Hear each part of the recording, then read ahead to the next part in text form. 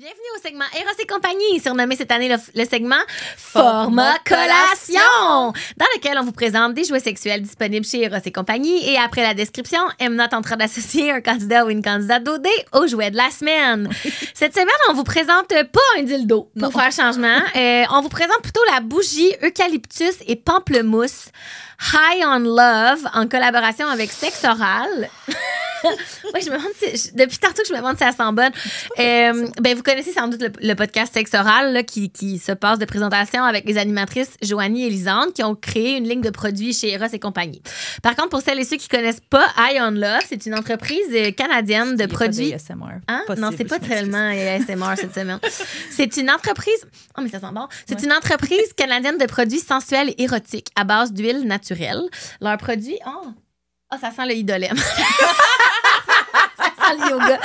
Donc, ces produits visent à éliminer la douleur et la sécheresse. Quand même, ils ont une belle mission, le High on Love, tout en faisant passer les sensations physiques à un niveau supérieur.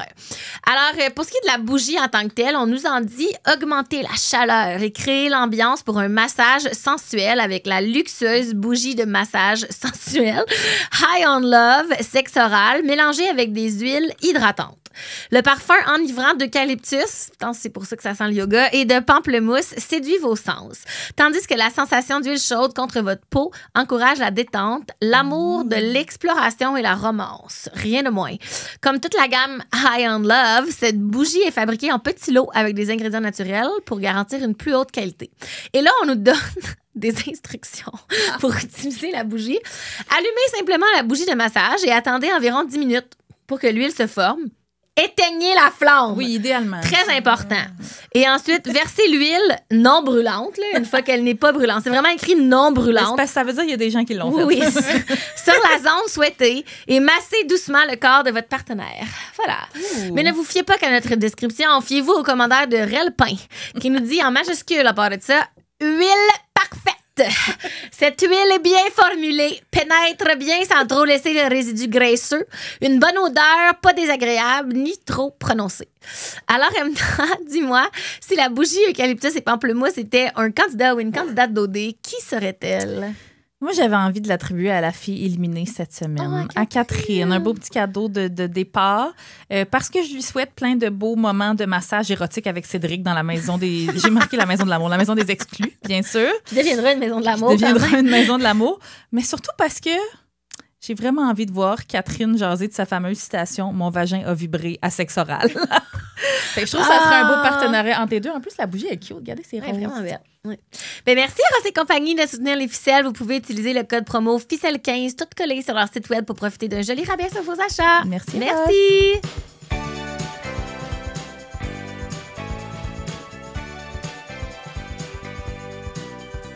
Bonjour à toutes et à tous. En ce mercredi 5 novembre 2025, vous écoutez Les Ficelles, le podcast féministe sur Occupation Double Chypre. Nous sommes présentement dans les studios de Virage Sonore. Autour de la table aujourd'hui sont réunis Emna Achour. Bonjour. Nadia Louis Desmarchais. Youhou. Et moi-même, Amélie Faubert. On vous parle aujourd'hui de l'éveil féministe, de Black Love et de se dire « je t'aime ».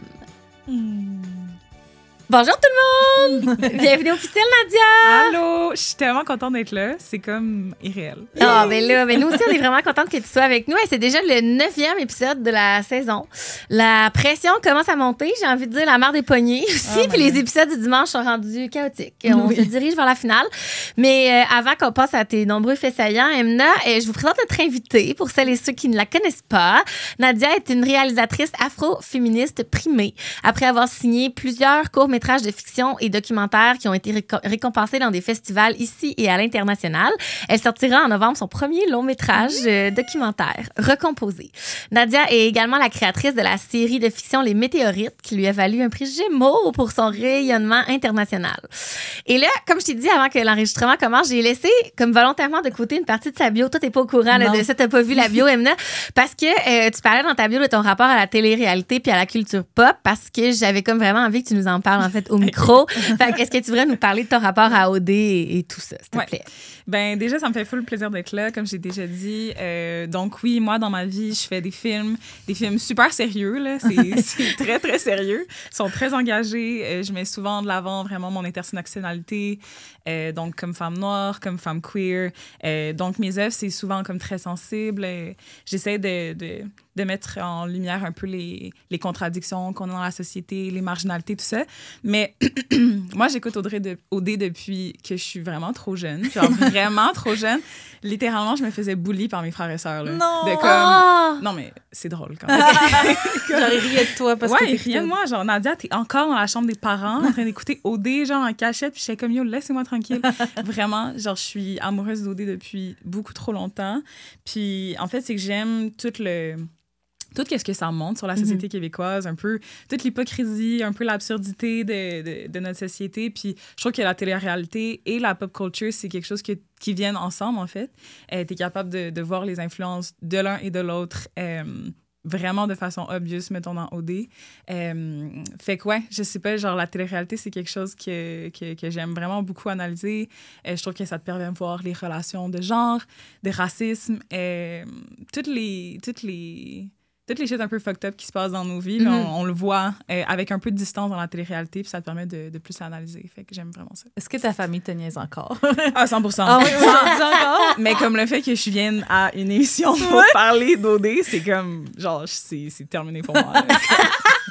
Yes, ben ça nous fait plaisir de t'accueillir là-bas. On a hâte de t'entendre dans l'épisode. Puis d'ailleurs, n'hésite pas à intervenir pendant les faits saillants d'Emna. Oui, alors j'aimerais commencer par dire que Julie Pierre a encore une fois échappé sa couronne de reine cette semaine. Oh.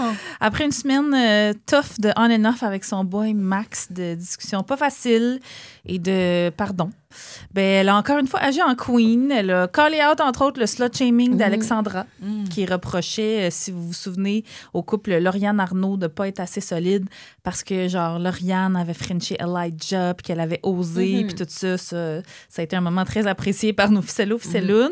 C'est fait plus tard lancer devant l'autobus par cette même Alexandra, à qui ce serait cool qu'on envoie quelques exemplaires des livres de Martine Delvaux. Je sais pas ce que vous en pensez. Là. Je pense qu'elle a quelques lectures à faire.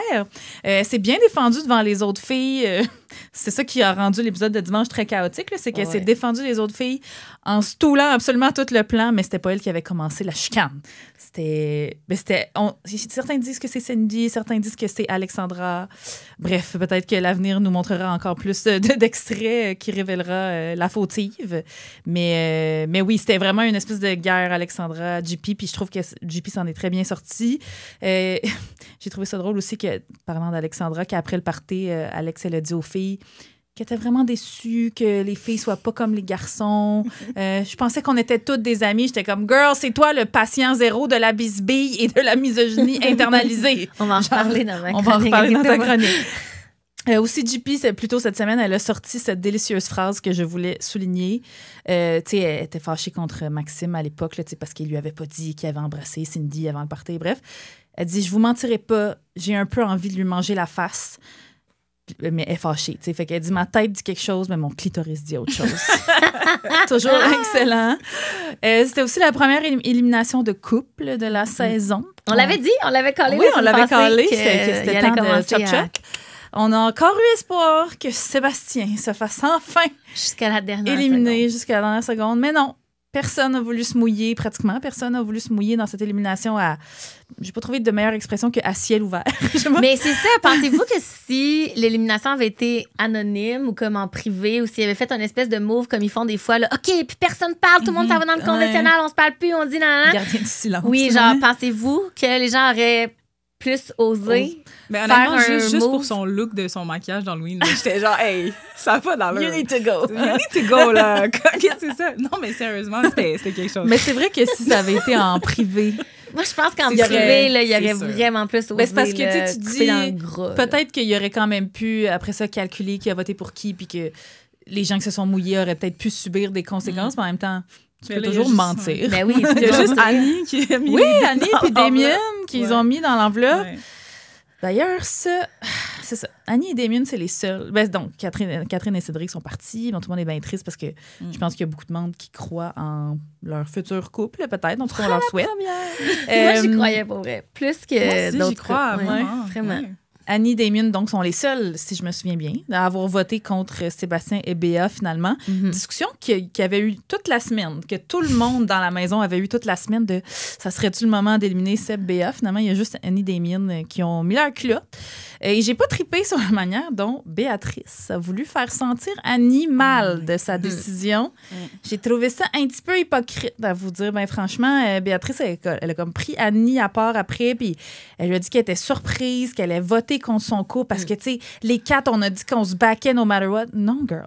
Vous avez jamais dit ça. Non, vous étiez les trois. Toi, Cindy, Lauriane. Annie était jamais dans votre plan. Juste les trois anciennes. J'ai trouvé ça poche un peu. Il y a même Céline Cléo qui a dit sur le thread du dimanche pourquoi les filles pensent qu'Annie leur doit loyauté alors qu'elles sont contre elle depuis le début. Absolument. Puis qui ont essayé d'éliminer Damien genre la semaine passée. C'était un petit peu intense. Shout-out aussi à Lauriane qui est en voyage à... Je sais pas comment on le dit en français. Majorque en français. Mallorca. Moi, je dis Mallorca. C'est de là que vient mon joueur de tennis préféré. C'est juste pour ça que je connais des choses sur Mallorca. Rafael Nadal. Rafael Nadal. Donc, Lauriane qui essayait d'avoir du sexy talk avec son boy. Sexy time avec son boy Arnaud qui faisait juste y parler de stratégie. Je sais que le montage n'a pas aidé, là. Sûrement que c'était moins... Ben, peut-être pas. C'était tellement horny. sûrement Lui, il était tellement comme genre, non, mais là, la game, les éliminations, elle voulait on juste entendait genre vendre. des puis des petits sons, puis des puis là, la petite musique, puis des petits dessins de fleurs, puis de confettis, puis après ça. Mais si tu penses qu'Arnaud, il pourrait... Puis là, j'étais genre, mais J'ai tout aimé. J'ai tout aimé ce moment. C'était drôle. Il y a Catherine qui a fait un commentaire très théorie des jeux coded. Oui. Tu sais, à un moment donné, elle a dit si t'es brillant, t'amènes le monde avec le moins de temps d'écran avec toi en finale. Elle l'a juste mentionné. Malheureusement, on n'a pas eu la suite de ce plan-là. Non, mais c'était très théorie des jeux coded. Ouais. C'était très Félix aussi, influencé par Félix l'année passée. Oui. Mais ça n'a pas trop bien marché. Non, ça ça Non, elle s'est fait oui. Pourtant, elle avait quand même du temps d'écran avec Cédric. Ils ont quand même fait un voyage, ils ont fait des activités. Les gens comme... Il y avait vraiment la faveur du public. Ce qui va peut-être se retourner encore en mode théorie des jeux contre certains autres couples qui ont voté contre eux. Ça se pourrait. C'est peut-être les Anthony et Marie-André de la saison. Je sais pas. Oui, dans ce sens-là, oui, je au sens où les gens vont peut-être être fâchés qu'il ait flushé un couple parce que je pense qu'il était relatable pour les gens. Je pense que les gens les trouvaient juste... Girl, boy next door, genre. Mais aussi le fait que lui, ça faisait 5 ans qu'il n'avait pas daté, puis que là, genre, il trouvait ça girls. On dirait que c'était comme... C'était très romantique et cute. romantique. Je les aimais beaucoup. Je sais que tu vas en reparler, mais quand ils se sont dit « je t'aime au dé », ben là, les deux autres, c'est-tu Anthony et Alex qui se sont dit aussi « je t'aime au dé », mais mettons, quand Catherine et Cédric se sont dit « je t'aime au dé », parce qu'on en avait parlé, puis là, je l'ai écouté, puis j'étais comme « ah, j'ai trouvé ça cute ». Moi, j'ai trouvé ça cute. Après ça, pas Anthony et Alex, mais comme quand... Mais je vais en Cédric parler et Catherine, dans ma chronique parce que moi, pour une fois, j'ai été d'accord avec Béatrice là-dessus. Oh! Oui, je vais en parler plus tard. J'ai hâte de t'entendre. C'était aussi le party d'Halloween. J'ai cherché les enjeux problématiques. Je n'en ai pas trouvé, je pense, cette fois-ci, pour la première fois depuis longtemps. À part le fait qu'ils nous ont toutes mêlées avec le timeline, là. Moi, je pensais que je m'étais endormie. J'étais comme là, je me suis endormie. Il y a un peu d'élimination, il n'y avait pas de party. Là, on se demandait, était où le party? Puis là, ils ont mis ça à la fin. C'était... Ouais. Est-ce que vous aviez parlé la semaine dernière de la maladresse des coiffeurs afro dans le party disco? On l'a souligné dans mes faits saillants, je me Je souviens sais plus. pas, mais on l'a reçu comme commentaire Instagram, en tout cas. Oui, je sais plus avant ou après l'enregistrement, mais ouais. Genre, moi, 4-5 personnes avec des bonnes perruques, genre. Ben, c'est ça, mais moi, j'ai fait comme plein de recherches il y a longtemps, parce que ça arrive à chaque année qu'il y a du monde avec des perruques afro dans la vie, là, tu sais. Puis là, je cherchais, puis j'étais comme, tu sais, je me souviens, j'étais pas née, mais dans la période disco, il y avait aussi des personnes blanches qui avaient des actual afro. Fait que là, j'étais comme, je cherchais là-dessus, puis là, les commentaires des gens, c'était, non, mais à l'époque aussi, c'était problématique que les personnes blanches se faisaient des perms pour avoir des afros que les personnes noires avaient naturellement, puis qui se faisaient critiquer d'avoir, puis que c'était pas professionnel. Fait que j'étais comme, c'est pas la première fois qu'ils costument des gens d'une manière...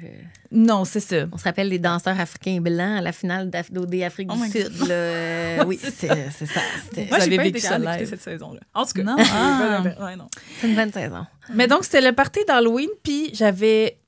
tristement, j'ai envie de dire, peut-être que parce que je suis habituée à ce qu'il soit complètement effacé, j'avais pas remarqué, moi, qu'on avait vu à peine Annie et Damien. Puis il y a des gens qui l'ont soulevé non seulement on les a pas vus beaucoup, mais quand on les a vus, ils étaient pas déguisés. Fait que là, il y a plein de gens qui se demandaient pourquoi ils étaient pas déguisés. Fait que là, moi non plus, je le savais pas sur le coup. J'étais ignorante par rapport à ça. Fait que j'ai cherché. Puis là, ça disait qu'en fait, certains chrétiens, ce qu'on pense que Damien et Annie sont, choisissent de ne pas célébrer l'Halloween. Il y a certains... C'est une fête païenne. Oui, puis il y en a certains qui estiment... Mais il y a des gens sur le thread, Ikram. Oui, Ikram, c'est ça qui... Je sais pas si on la nommait ou pas, mais qui nous l'a bien expliqué. Là, si ça vous intéresse, les gens d'aller voir sur le thread. Le thread est sur Facebook, en passant. À chaque semaine, on reçoit des messages sur Instagram. Je ne sais pas où écrire sur le thread. Le thread, on est des vieilles madames. Le thread est sur Facebook. Ça a commencé il y a 8 ans. Il y a 8 ans, Facebook, c'était pas juste des vieux Je sais que maintenant, les gens sont sur Discord. I am aware, mais on est encore sur Facebook. Fait que, Je saurais même pas c'est quoi Discord. Mais donc, pour les gens qui n'ont pas Facebook, c'est qu'il y a certains chrétiens qui choisissent de ne pas célébrer l'Halloween parce qu'ils estiment que les origines de l'Halloween puis les symboles contrediraient l'Évangile, que l'imagerie populaire de l'Halloween, les fantômes, les sorcières, les démons, le sang semble glorifier les ténèbres. Fait que ça irait à l'encontre de leur foi. Mais il y a d'autres chrétiens, ça je ne savais pas non plus, qui fêtent l'Halloween puis qui choisissent de redonner à l'Halloween un visage de lumière. Ah. Ils rappellent que le mot Halloween, ça, je savais pas ça, vient de All Hallows Eve. Et c'est-à-dire la veille de la Toussaint. Puis à l'origine, c'était une veillée chrétienne qui préparait comme la grande fête de tous les saints. Fait que pour eux, ils veulent se réapproprier la fête plutôt que la fuir. Fait que... Mais Damien avait comme une espèce de... Un petit bandana, là. Bandana, là. Ouais. Il s'était forcé. Annie, elle avait une petite casquette, là. Mais c'est sûr qu'à comparer des weird déguisements. Mais je peux pas imaginer, genre, être à Chypre. J'imagine qu'il fait chaud encore à Chypre. Ouais, Tu sais, peut-être déguisé en sorcière ou en mort-vivant. Ça là, coule. Oui, c'était... Ouais, ben on l'a vu dans OD Extra que les filles voulaient pas. Ils étaient comme, là, on va pas faire l'élimination avec la face verte. Puis là, ils étaient comme non, parce que l'ordre était tout... En tout cas, il y avait le temps de se démaquiller avant l'élimination. Sinon, parlant d'Annie et Damien encore cette semaine, Annie a mentionné pour la première fois aux filles qu'elle trouvait que Damien lui posait peut-être pas assez de questions. T'en avais fait une chronique sur ce sujet-là. Ish, là, au début de la saison, quand Arnaud posait aucune question à Naomi, à l'époque. Mon Dieu, ça semble si lointain. Puis c'est un non quand un gars pose pas de questions à ses dates. Mais donc, elle avait comme manifesté un peu son inquiétude par rapport à ça. Damien l'a su. Dimanche, lors de leur date Observation des étoiles, il lui a dit qu'il était, lui, plus du genre à écouter dans les dates, mais qu'il allait faire des efforts. On verra. Là, je vais dire comme Ficello Louis sur notre thread. Il a dit « J'espère que si Annie trouve toujours que Damien ne fait pas assez d'efforts après l'émission, elle va pas settle pour lui. » À suivre, parce que les filles, on mérite d'avoir des hommes qui sont intéressés par nous et qui nous posent des questions. J'espère qu'Annie niaisait aussi quand il a dit qu'il était un nerd puis un geek à cause qu'il était intéressé. Comme, j'ai trouvé ça triste pour lui. J'étais comme, pourquoi? Je veux dire, vous êtes dans un observatoire c'était d'astronomie. cute son enthousiasme. Genre, y a-tu le droit de comme, poser des questions puis d'être comme content? Il est nerd, mais après ça, t'es comme, j'ai trouvé ça cute. Mais c'est le coup, son commentaire, c'est genre, nerd. J'étais comme, non, mais pourquoi? Mais tu sais, des fois, les gens, quand ils sont comme un print love, sont genre, je vais taquiner, mais des fois, c'est maladroit. En tout cas. Puis on a aussi appris dans OD Extra que cette semaine, les couples emménagent ensemble. Donc, la fin de la saison approche officiellement. Je vous fais un petit top 3 de mes meilleurs commentaires sur le thread de Facebook. Alors, l'épisode de dimanche était jour d'élection municipale partout au Québec, n'est-ce pas? Puis il y a Céline Lauriane qui a dit « On sort Sébastien puis on fait rentrer Luc Rabouin. » C'est pas ça qui s'est passé. Aucun des deux plans n'a fonctionné, mais j'apprécie l'enthousiasme. Il y a Ficello Simon qui a cité, je pense que c'est Arnaud qui a dit ça parce qu'il était sur un bateau à Mallorca avec, j'arrête de faire je m'excuse d'imiter des accents, c'est vraiment pas... Genre, dans ma tête, j'imite Raphaël Nadal parce que je l'aime, mais c'est wrong, faut pas faire ça. Donc, je pense que c'est Arnaud qui disait comme, hey, on est en bateau, puis on a commencé en bateau. Puis là, Ficello Simon qui a dit « T'es sur une île, Chris! » Il y a des chances, ça arrive, effectivement. Oui. Et Ficelloune Stéphanie qui a posé une question qu'on se pose peut-être toutes. Elle dit « Je regarde les filles d'OD, puis je me dis « Coudon, je suis la seule qui n'a pas de freckles? » Je trouvais que c'était une bonne observation. Oui. Ça semble être une mode sur mon TikTok et à OD aussi de se faire des faux freckles. Non. Fait que voilà. C'est pas beau. Moi, je serais pas assez délicate pour me faire des faux freckles. Moi, je pense que ça ne fitterait pas nécessairement avec Ton teint, ma tunisianité. Tunisianité, Mais Mais t'en as des freckles. c'est une c'est affaire pas de beau. blanc, J'en là. ai-tu? Mais oui, t'en as. J'ai-tu des des freckles all along? Mais des freckles, c'est comme un peu des grains de beauté, non? Mais plus pâle. Je pense pas. J'avoue que je Je sais pense pas. pas. Je sais Hey, pas. chronique sur les freckles la semaine prochaine. Moi, j'en ai l'été quand je m'en vais au soleil. Là, je Ok. deviens Mais ça reste pas. pleine. Ah ouais? Puis ça arrête. Ben non, ça arrête. Ben là, je sais pas. Regarde-moi de proche, mais je pense qu'ils sont partis Non, là, c'est avec, vrai, ça- avec Comment tu novembre. peux Là. ça? Ouais, c'est ça. Ils sont partis là, avec novembre. Mais l'été, là, OK. J'adore. Ouais. Et là, je m'étendrai pas sur toute la semaine parce qu'il y a plein de choses dont j'ai déjà... Parce qu'ils font juste résumer ce qui s'est passé dans la semaine dimanche, là, finalement. Fait que je m'étendrai pas, mais vu que je sais que presque personne écoute les vendredis OD, c'est vrai. dans les vendredis OD, nous avons appris que, semble-t-il, qu'Elijah et Naomi Non! ont eu des rapprochements Non! Mais où? dans l'émission de Voldemort. Tentation Soleil. non, de Voldemort. De Voldemort. Moi, je lance ça comme ça. J'ai Mais hâte de elle a voir, même pas eu le temps de le rencontrer, dans le fond. Non, mais semble-t-il, je sais pas, elle l'a-tu rencontré? Mais non, parce Parce qu'elle est qu'il y a- arrivée après qu'elle soit partie. Elle est partie Ah. la semaine 1. Je pense qu'ils ont... Mais c'est parce qu'ils ont fait référence à ça dans les vendredis OD que je pense que c'est Elijah qui avait dit j'aimerais... Ou c'est Naomi qui avait dit j'aimerais ça tester ma connexion. Parce qu'ils ont dit ils ont demandé à Elijah, fait que t'as-tu testé ta connexion avec Naomi? Puis il a dit oui. Ah, ben ça devait être. Fait qu'il y Elijah a eu qui un avait dit moment. ça, Ouais, d'abord. c'est ça. Il y a eu un moment. Mais il savait pas qui avait été éliminé, les gars, quand ils sont arrivés. C'est Les vrai. nouveaux Mais gars. Elijah, fait il me que- semble qu'il avait demandé ben tu sais, est-ce que Naomi est encore là? Ah, Ouais. c'est Tu sais, au peut-être tout ça. début, là. Que genre juste ça, parce Il y qu'il avait un avait petit eu crush. accès au profil. Ouais, c'est ça. Fait que peut-être que juste son profil lui Ouais. avait plu. Euh. En tout cas, je voulais vous drop ce petit tea.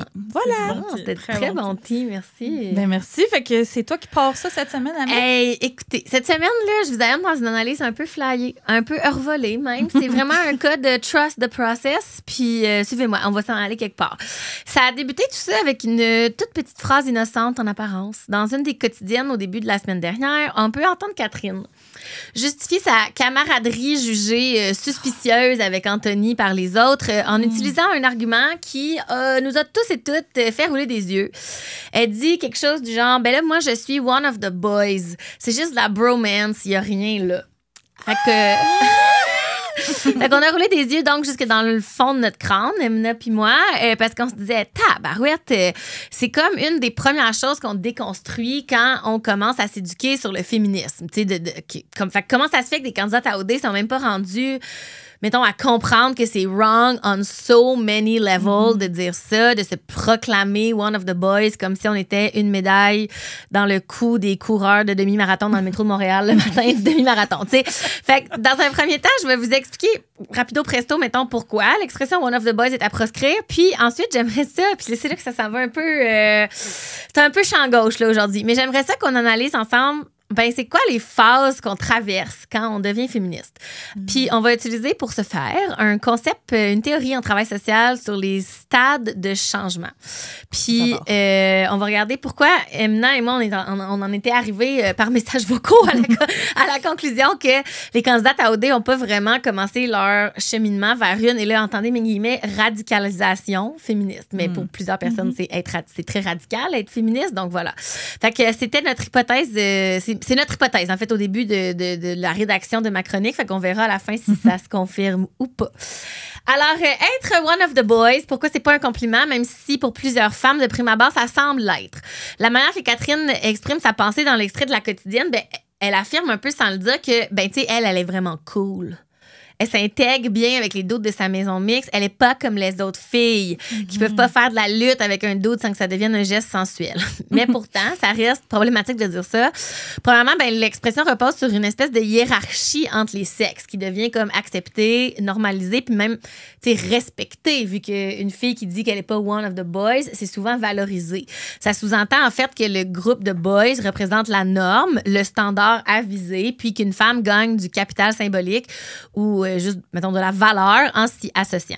Puis après ça, je me suis dit que le concept de capital symbolique en soi, c'était vraiment intéressant à OD. Shout out Bourdieu, mais ça pourrait être une autre chronique en soi un jour, mais bon. Fait que quand Catherine nomme être un des gars, ça revient à dire, ben moi, je suis pas comme les autres filles, je suis meilleure. ça renforce l'idée que la masculinité, ça vaut plus que la féminité, puis que pour être comme reconnue, une femme, ça doit s'éloigner des attributs associés à son genre. Puis ça dévalorise aussi la solidarité entre femmes, parce que ça peut créer justement une distance entre Catherine, qui est one of the boys, puis les autres filles dans les maisons qui sont pas one of them. Comme si Catherine accordait en fait plus d'importance à s'associer aux gars puis à leur comportement qu'à cultiver une sororité avec les autres filles. Fait qu'en se proclamant one of the boys, ben Catherine, sans même inconsciemment, là, tu sais, parce qu'on l'a déjà tout dit, cette phrase-là, je pense, malheureusement, ben elle reproduit des codes patriarcaux, en sous-entendant que si elle est one of the boys, ben l'acceptation des hommes lui confère un statut différent des autres filles dans la maison.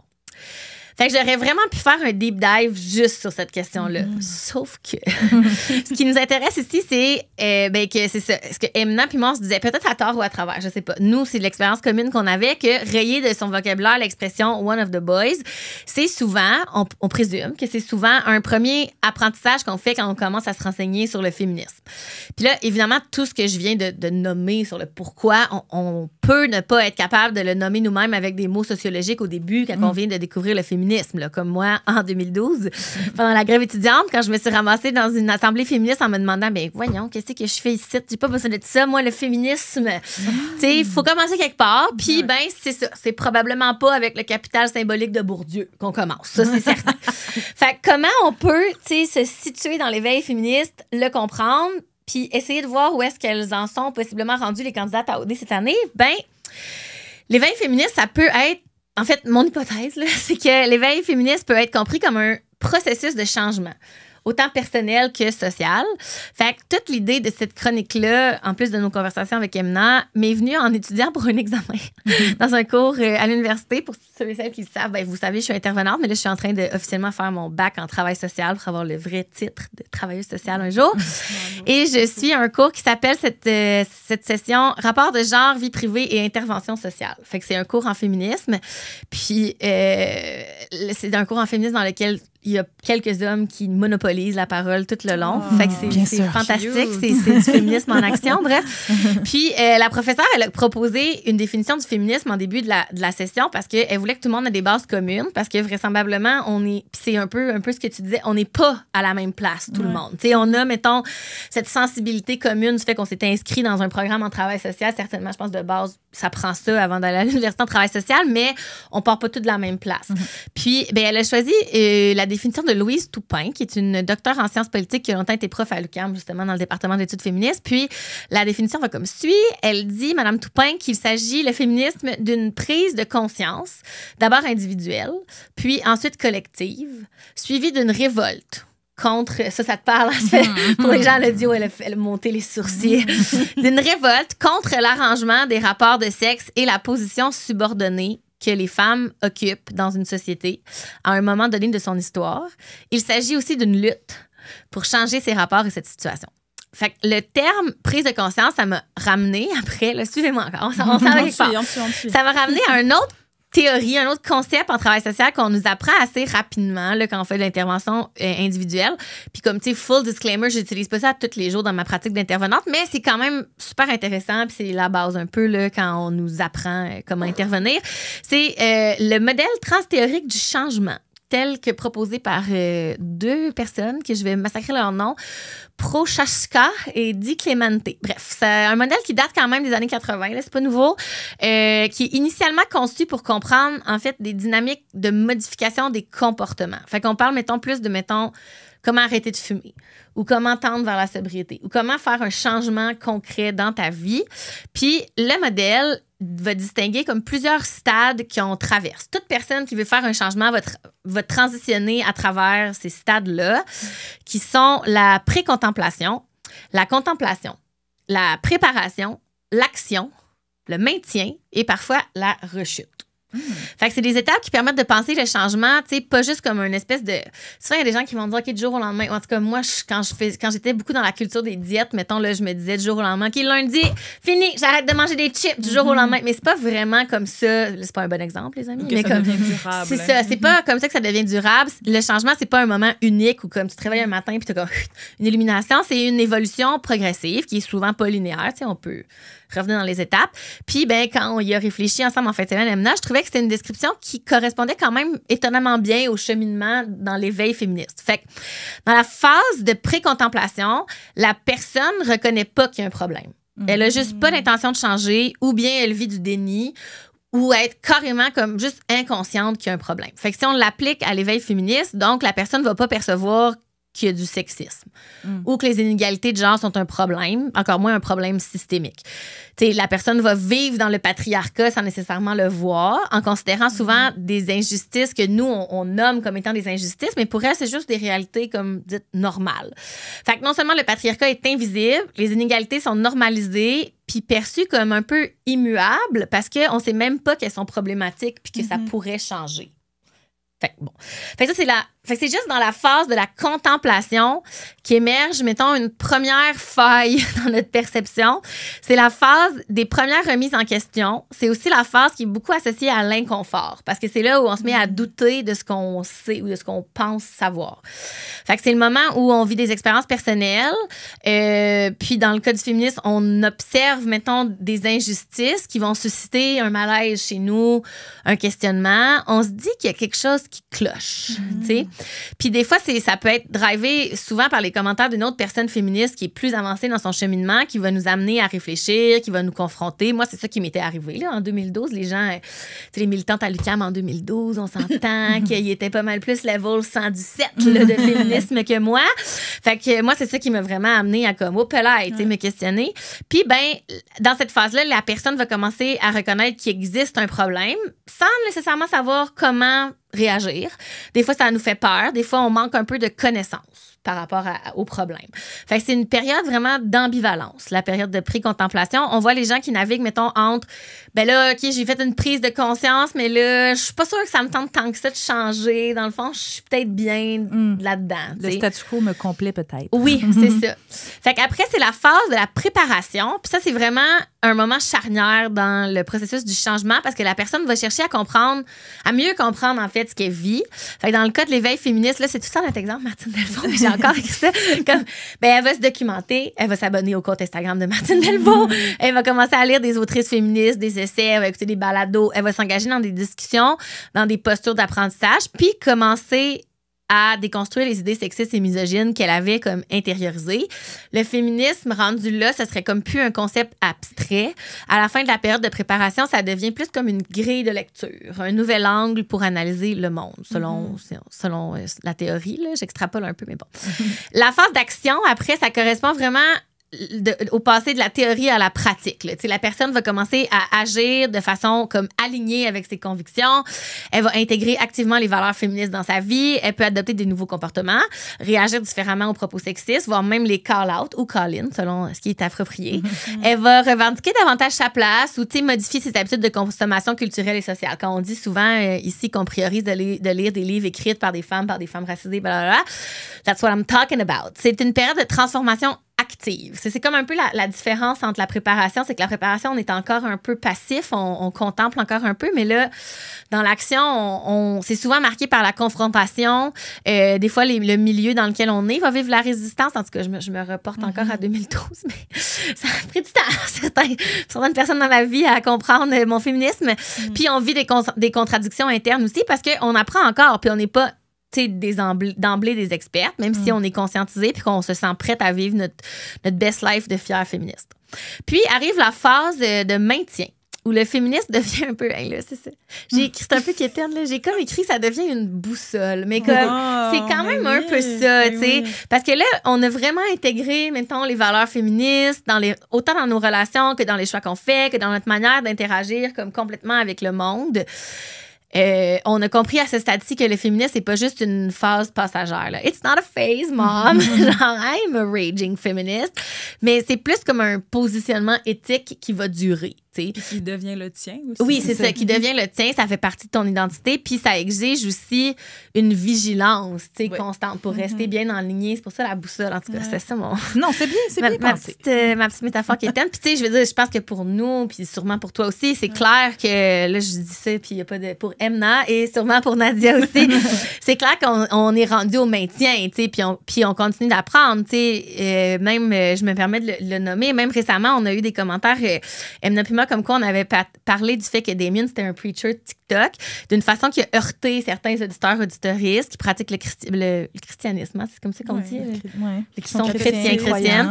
Puis, tu sais, moi, c'est quelque chose qui était vraiment dans mon angle mort de femme athée, personnellement, là, comme tu sais, quand on a fait des jokes là-dessus. Mais ça veut pas dire qu'on est des horribles personnes pour autant parce que c'était pas sur notre radar que des blagues de TikTok de Damien pouvaient être blessantes. Tu sais, l'intention, c'était pas d'être méchant, mais si ça bruse des personnes chrétiennes féministes, ben it's a problem. Puis on a commencé à y réfléchir, mettons. Parce qu'on est rendu suffisamment loin, tu sais, dans notre développement, entre guillemets, du féminisme qu'on peut se permettre ça. Parce que on arrive justement à la dernière phase. Dans tout processus de changement, il peut y avoir des rechutes. Même si c'est des personnes qui sont rendues à la phase de maintien, on n'est jamais à l'abri de moments où on peut retomber dans des anciens réflexes, où la fatigue militante apparaît, où on trouve ça lourd en crise, qu'on a l'impression d'être seul au monde avec nos beaux principes. Puis c'est dans ces moments-là, maintenant qu'on va se surprendre à juger une autre femme sur son habillement, par exemple, ou à laisser passer un commentaire sexiste à la job parce que ça ne tente juste pas de s'astiner toute l'heure du lunch. Mais il faut se rappeler que ces pensées-là ou ce manque d'action ou d'activisme invalident pas tout le chemin parcouru. En fait, ils en font partie. Le féminisme, comme c'est un processus de transformation profonde, ben c'est une démarche qui est en continu. Il va avoir des allers-retours.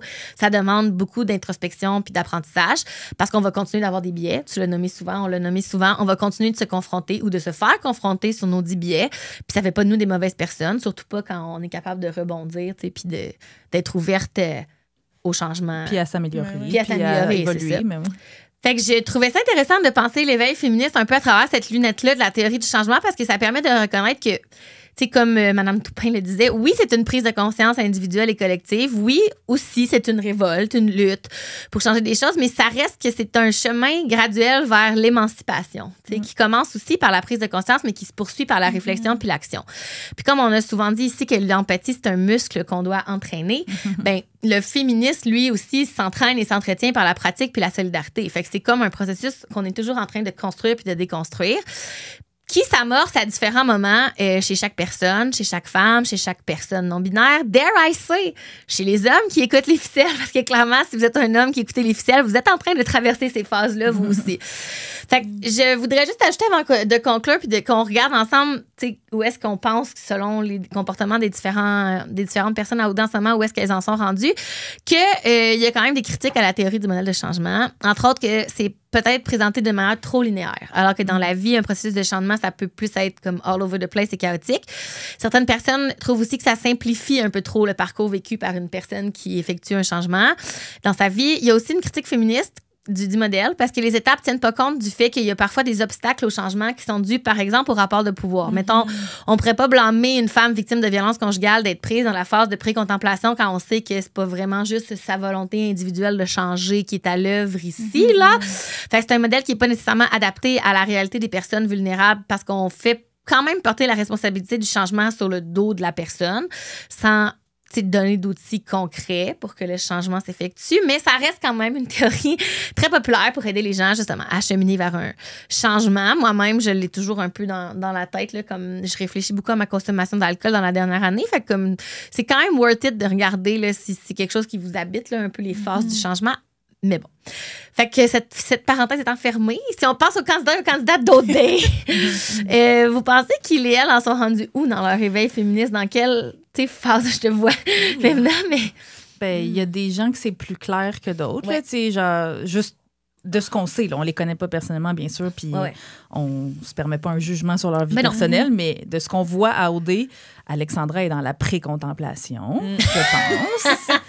Puis mettons, t'as Julie Pierre, peut-être Naomi, qui sont plus loin dans le processus. Ben, moi, je pense qu'elles sont dans Pierre, l'action là, moi, puis dans le c'est- maintien même. Là, Ouais. tu sais, ils se permettent de caler des Puis choses. même Cindy, comme- avec certains biais parfois d'intersectionnalité, mettons, mais dans leur féminisme, là, Cindy, qui est la seule qui a pris la défense de JP dans l'épisode de dimanche, qui veut toujours s'assurer qu'on entend le point de vue de toutes les femmes, qui s'est défendue elle-même quand les gens l'avaient attaquée du fait qu'elle hésitait entre Maxime et Mathis. Cindy aussi est rendue très loin, je pense. Ouais. Plus peut-être quand ils donnent des crédits. Parce que des Ouais. fois, on rit un peu d'elle, mais comme... Ouais. Non, moi, vraiment, genre, Julie Pierre, c'est la personnage que je suis comme, qui thank God qu'elle est encore à Ouais. OD. Ouais, moi, c'est, je sais pas, j'ai l'impression que par le fait qu'elle a des takes, elle les assume, elle se fera pas marcher sur les pieds, elle dit quand elle est en colère. Je sais pas, il y a comme quelque chose où est-ce que, pour moi, elle embody énormément de valeurs féministes.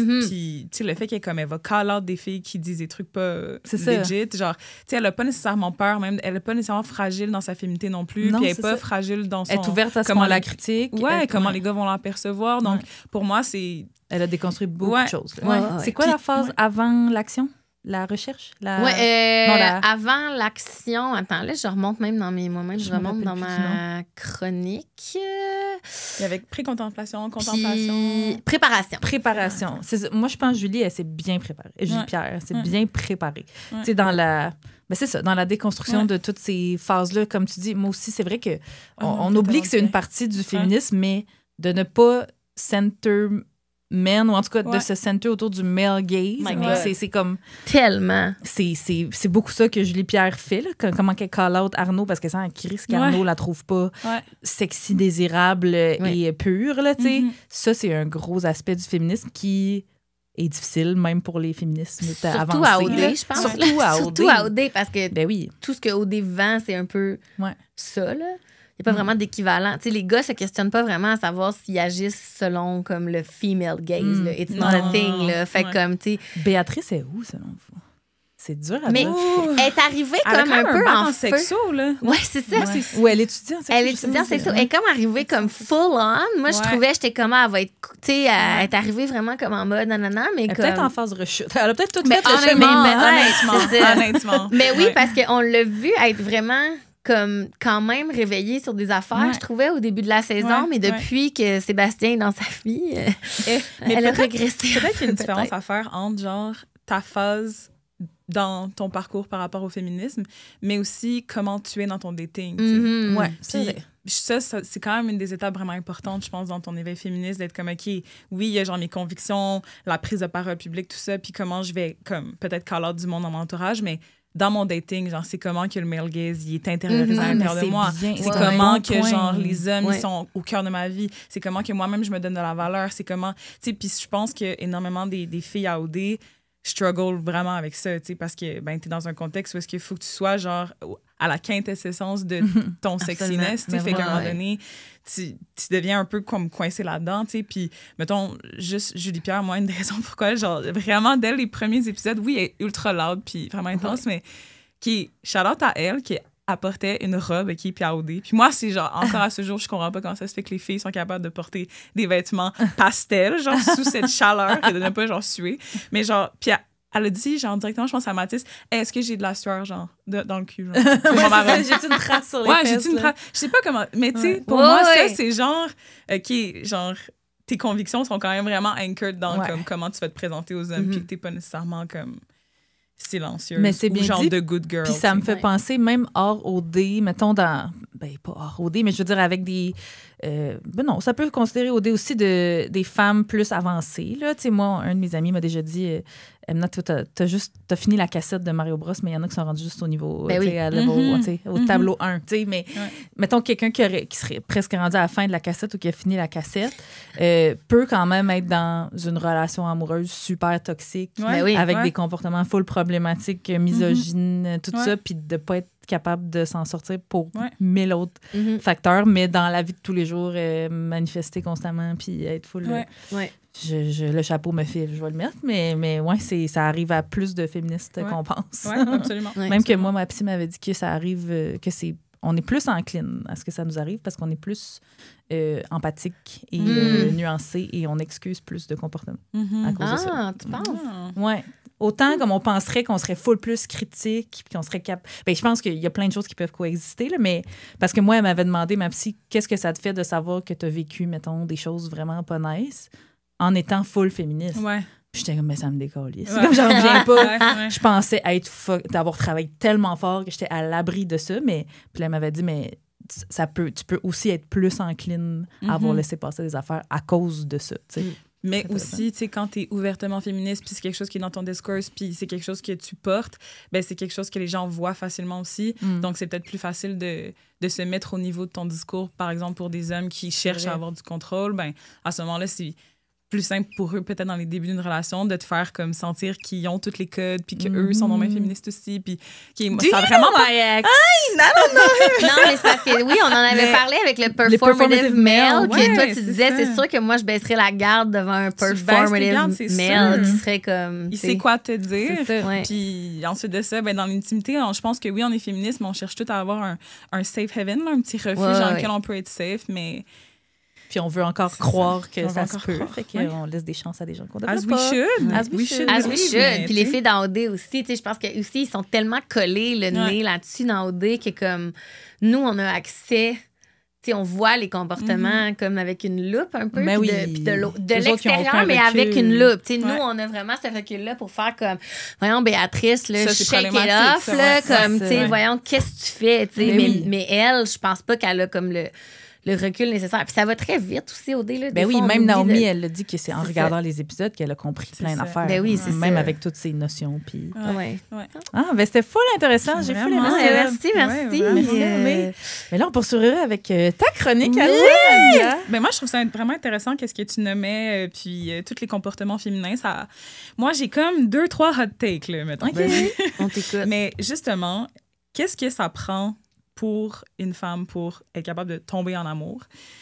Genre, moi, ce que je me suis demandé, c'est que j'ai l'impression qu'à OD, il y a un peu des archétypes féminins que tu dois comme devenir pour être capable d'être worthy of love. Puis, autant il y a l'archétype féminin de genre la cool girl, mais ça vient avec le fait de devenir genre une good girl. Puis moi, c'est vraiment ça que j'ai senti dans OD dans les dernières semaines, c'est que depuis que les filles commencent à être matchées, puis là, bon, au moins, Béatrice, elle a un peu plus parlé cette semaine. Là, ça m'a fait du bien, mais j'ai l'impression qu'il y avait un boldness, puis il y avait comme quelque chose de tellement assertive dans les filles qui étaient là cette année au début. Puis plus elles étaient matchées, moins elles parlent. Plus elles sont comme un peu plus... Ouais, elles s'éteignent. C'est tellement un triste constat. Ouais, mais c'est triste, mais ça me faisait me questionner sur, OK, mais en fait, c'est quoi qu'on s'est fait aussi... éduquée à croire, tu sais. Puis je pense que c'est vraiment en lien avec le fait d'être une cool girl, d'être one of the boys. C'est qu'en fait, t'as envie, pour être en relation, on te fait comprendre comme femme que tu dois être comme un petit carnet de pages blanches, là. Quelque chose sur lequel ton partenaire va être capable de comme projeter plein de belles choses, comme cette fille-là est tellement comme facile, genre elle veut tout le temps écouter des games du Canadien avec genre les boys, comme une soirée à boire de la bière, elle a tout le temps willing, tu sais. Puis en fait, c'est vraiment ça que tu sens à OD, c'est comme les filles veulent pas déranger. Puis moi, je suis vraiment curieuse de savoir qu'est-ce qui va se passer quand il va y avoir les maisons mixtes. Parce que, Annie l'a même dit cette semaine, elle était comme, mais j'ai comme peur. Parce qu'il va voir toutes les facettes de moi. Puis ça, je trouve ça vraiment intéressant. Puis ça m'amène à mon petit take où est-ce que je suis genre, OK, sérieusement, c'est qui a accès à l'amour? Puis à OD, en général, c'est constamment des personnes blanches ou ça va être des couples un peu genre mixtes qui vont comme soit gagner les éditions ou quoi. Mais là, cette année, ce qui me fait du bien, c'est que, my black people are in love. Okay? Oui! Là, ça me fait vraiment du bien parce que Annie, c'est sûr que moi, j'ai wrestle avec un peu sa présence dans OD tout au long de l'émission parce que moi, je vais toujours root pour mes black girls out there, toujours. Mais là, j'étais genre, come, damn, the girl is rude, you know? Mais j'étais comme, mais tu sais quoi? Qu'est-ce que ça vient me montrer de moi aussi? Puis tu sais, je pense que ça, moi, que j'aime dans la télé-réalité, c'est qui les personnages qui viennent te trigger, les personnages. En tout cas, les protagonistes qui viennent te trigger, puis pourquoi, tu sais, puis de se questionner nous-mêmes sur genre qu'est-ce que ça vient faire remonter en nous. Bon, je sais pas si vous connaissez un peu le psychanalyste Carl Jung. Absolument. Il parle, du shadow puis tout ça. Puis le shadow, c'est un peu ta part d'ombre à l'intérieur de soi qui fait en sorte que souvent, là, t'as une personne qui va être genre ta némésis ou quelqu'un qui est taillé, en fait, c'est que c'est toutes les qualités que t'as puis que tu refoules, genre.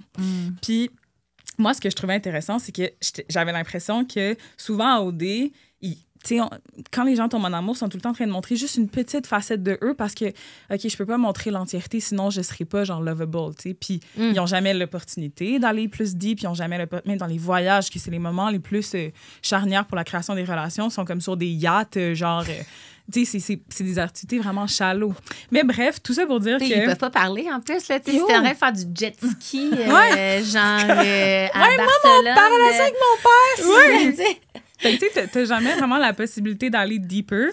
Puis, bref, moi, ce que je trouve fou aussi à OD, c'est qu'il y a aussi une espèce de normalité de comme l'amour blanc, en fait, que c'est ça qui va gagner. En ce moment, il y a énormément de couples qui sont white, puis c'est ça qui se passe. Puis le fait que Damien et Annie, ça marche, je suis comme, OK, you know what? Annie, elle a comme montré ses vraies couleurs quand même. Bon, Damien ne les a pas tout à fait vues au complet, mais je pense qu'il y a quelque chose qui, pour moi, me fait du bien de réaliser que les choses que Annie, ça venait un peu me chercher, c'est que j'avais l'impression que peut-être, intérieurement, moi, j'avais peut-être assimilé que c'est pas possible d'être un peu rude, de genre parfois avoir des bad days, de actually parfois genre être colère puis d'être worthy of love, tu sais. Fait que je trouve que en fait l'arc de Annie puis Damien en ce moment pour les personnes black qui écoutent le show ou pour n'importe qui, c'est vraiment important ce qui se passe, tu sais. Cette fille-là comme je sais pas, elle est multifaceted, genre elle est complexe puis mais she's worthy of love, genre, autant que tout le monde dans OD. Puis, honnêtement, moi, de les voir, genre, dans un truc d'étoiles qui a regardé le ciel puis tout, il y a quelque chose aussi, genre, où les personnes noires ont tellement rarement accès à, comme, the luxury of time and contemplation, genre, tu sais. C'est très rare que on a la possibilité de regarder vers le ciel, de se projeter, d'avoir comme quelque chose de marquant dans le ciel qui va rester là pour toujours. Fait que, tu sais, on dirait que même moi, juste cette scène-là, il y avait quand même quelque chose qui se guérissait. Puis j'avais envie de vous parler un peu de, justement, du Black Love puis de l'importance du Black Love. Le Black Love, en fait, c'est l'amour noir. C'est le fait d'être dans des relations qui vont venir, historiquement, faire une cassure avec tout l'héritage de l'esclavage qu'on a encore à ce jour, tu sais. On est dans des sociétés postcoloniales. Yo, je suis get émotive, mais guys. Moi, je pleure, là. Mais le Black Love, c'est révolutionnaire, en fait, d'avoir deux personnes noires en amour à OD. C'est vraiment important parce que ça disrupte un peu la conviction, en fait, que c'est impossible pour des personnes noires d'être en amour et de garder une relation amoureuse. Puis, tu sais, aussi, quand tu retournes un peu dans l'héritage des sociétés esclavagistes, en fait, pour des personnes noires de rester ensemble, c'était difficile, c'était toujours impossible parce que on allait séparer les relations. Donc, il y a quelque chose de vraiment beau qui est en train de se créer à OD en ce moment grâce à ça. Puis, ça, c'est du bon, là. Ça, c'est du bon. Fait que voilà, j'avais envie un peu de parler de ça. Puis, quelque chose aussi que je trouvais fou par rapport à Annie puis Damien, c'est qu'il y a aussi une pression, tu sais, quand t'es une personne noire, d'être genre de good immigrant, tu sais. Puis d'être comme vraiment parfait, puis d'être comme, je sais pas, quiet, puis ces deux personnes-là sont extrêmement loud, genre. Tu sais, autant Damien, extrêmement preacher, tout ça. Moi, j'adore ses quotes quand il dit « Non, mais ça, je vais pas le limiter, là. » Mais comme, honnêtement, sa façon de s'exprimer me fait fucking rire. Puis, mais c'est beau de les voir un peu comme des enfants ensemble, tu sais, parce que les personnes noires se sont vraiment faites, genre, voler ce droit-là de l'émerveillement, puis d'être gaga, puis de, comme, tu sais, de s'emballer pour une relation. Fait que c'est important ce qui est en train de se faire. Ah, mon Dieu, c'est vraiment bien dit. Mon Dieu, excusez, là, je vais regarder mes émotions. Parce que ça a été un sujet dont on a parlé beaucoup cette saison-ci. Je l'ai pas avec des mots aussi brillants que les tiens que tu viens de... Je suis très contente que toi, tu les dises. J'ai parlé d'épisodes de Woko Whatever qui ont été là-dessus aussi. Je pense que oui, on est plusieurs à avoir des billets là-dessus, puis dans le sens, même les personnes concernées peuvent avoir des billets, peut-être que même Annie puis Damien auraient des billets par rapport à ça. Je pense ça mérite tout qu'on ouvre un peu nos esprits, qu'on lise des livres, qu'on soit dans la période de préparation, pré-contemplation, contemplation, mais je pense que ça a été difficile difficile pour beaucoup de personnes parce qu'Annie, elle a eu des comportements, tu sais, que les gens essayaient un peu de séparer, tu sais, mettons, le fait, tu sais, mettons, je sais qu'il y a des gens qui t'ont critiqué, Emna, parce que toi, tu disais, oui, mais comme moi, genre, comme tu dis, genre, je vais toujours root for her, peu importe ce qu'elle va faire. Puis il y a des gens qui avaient comme plus comme posture de type... On voit pas les couleurs.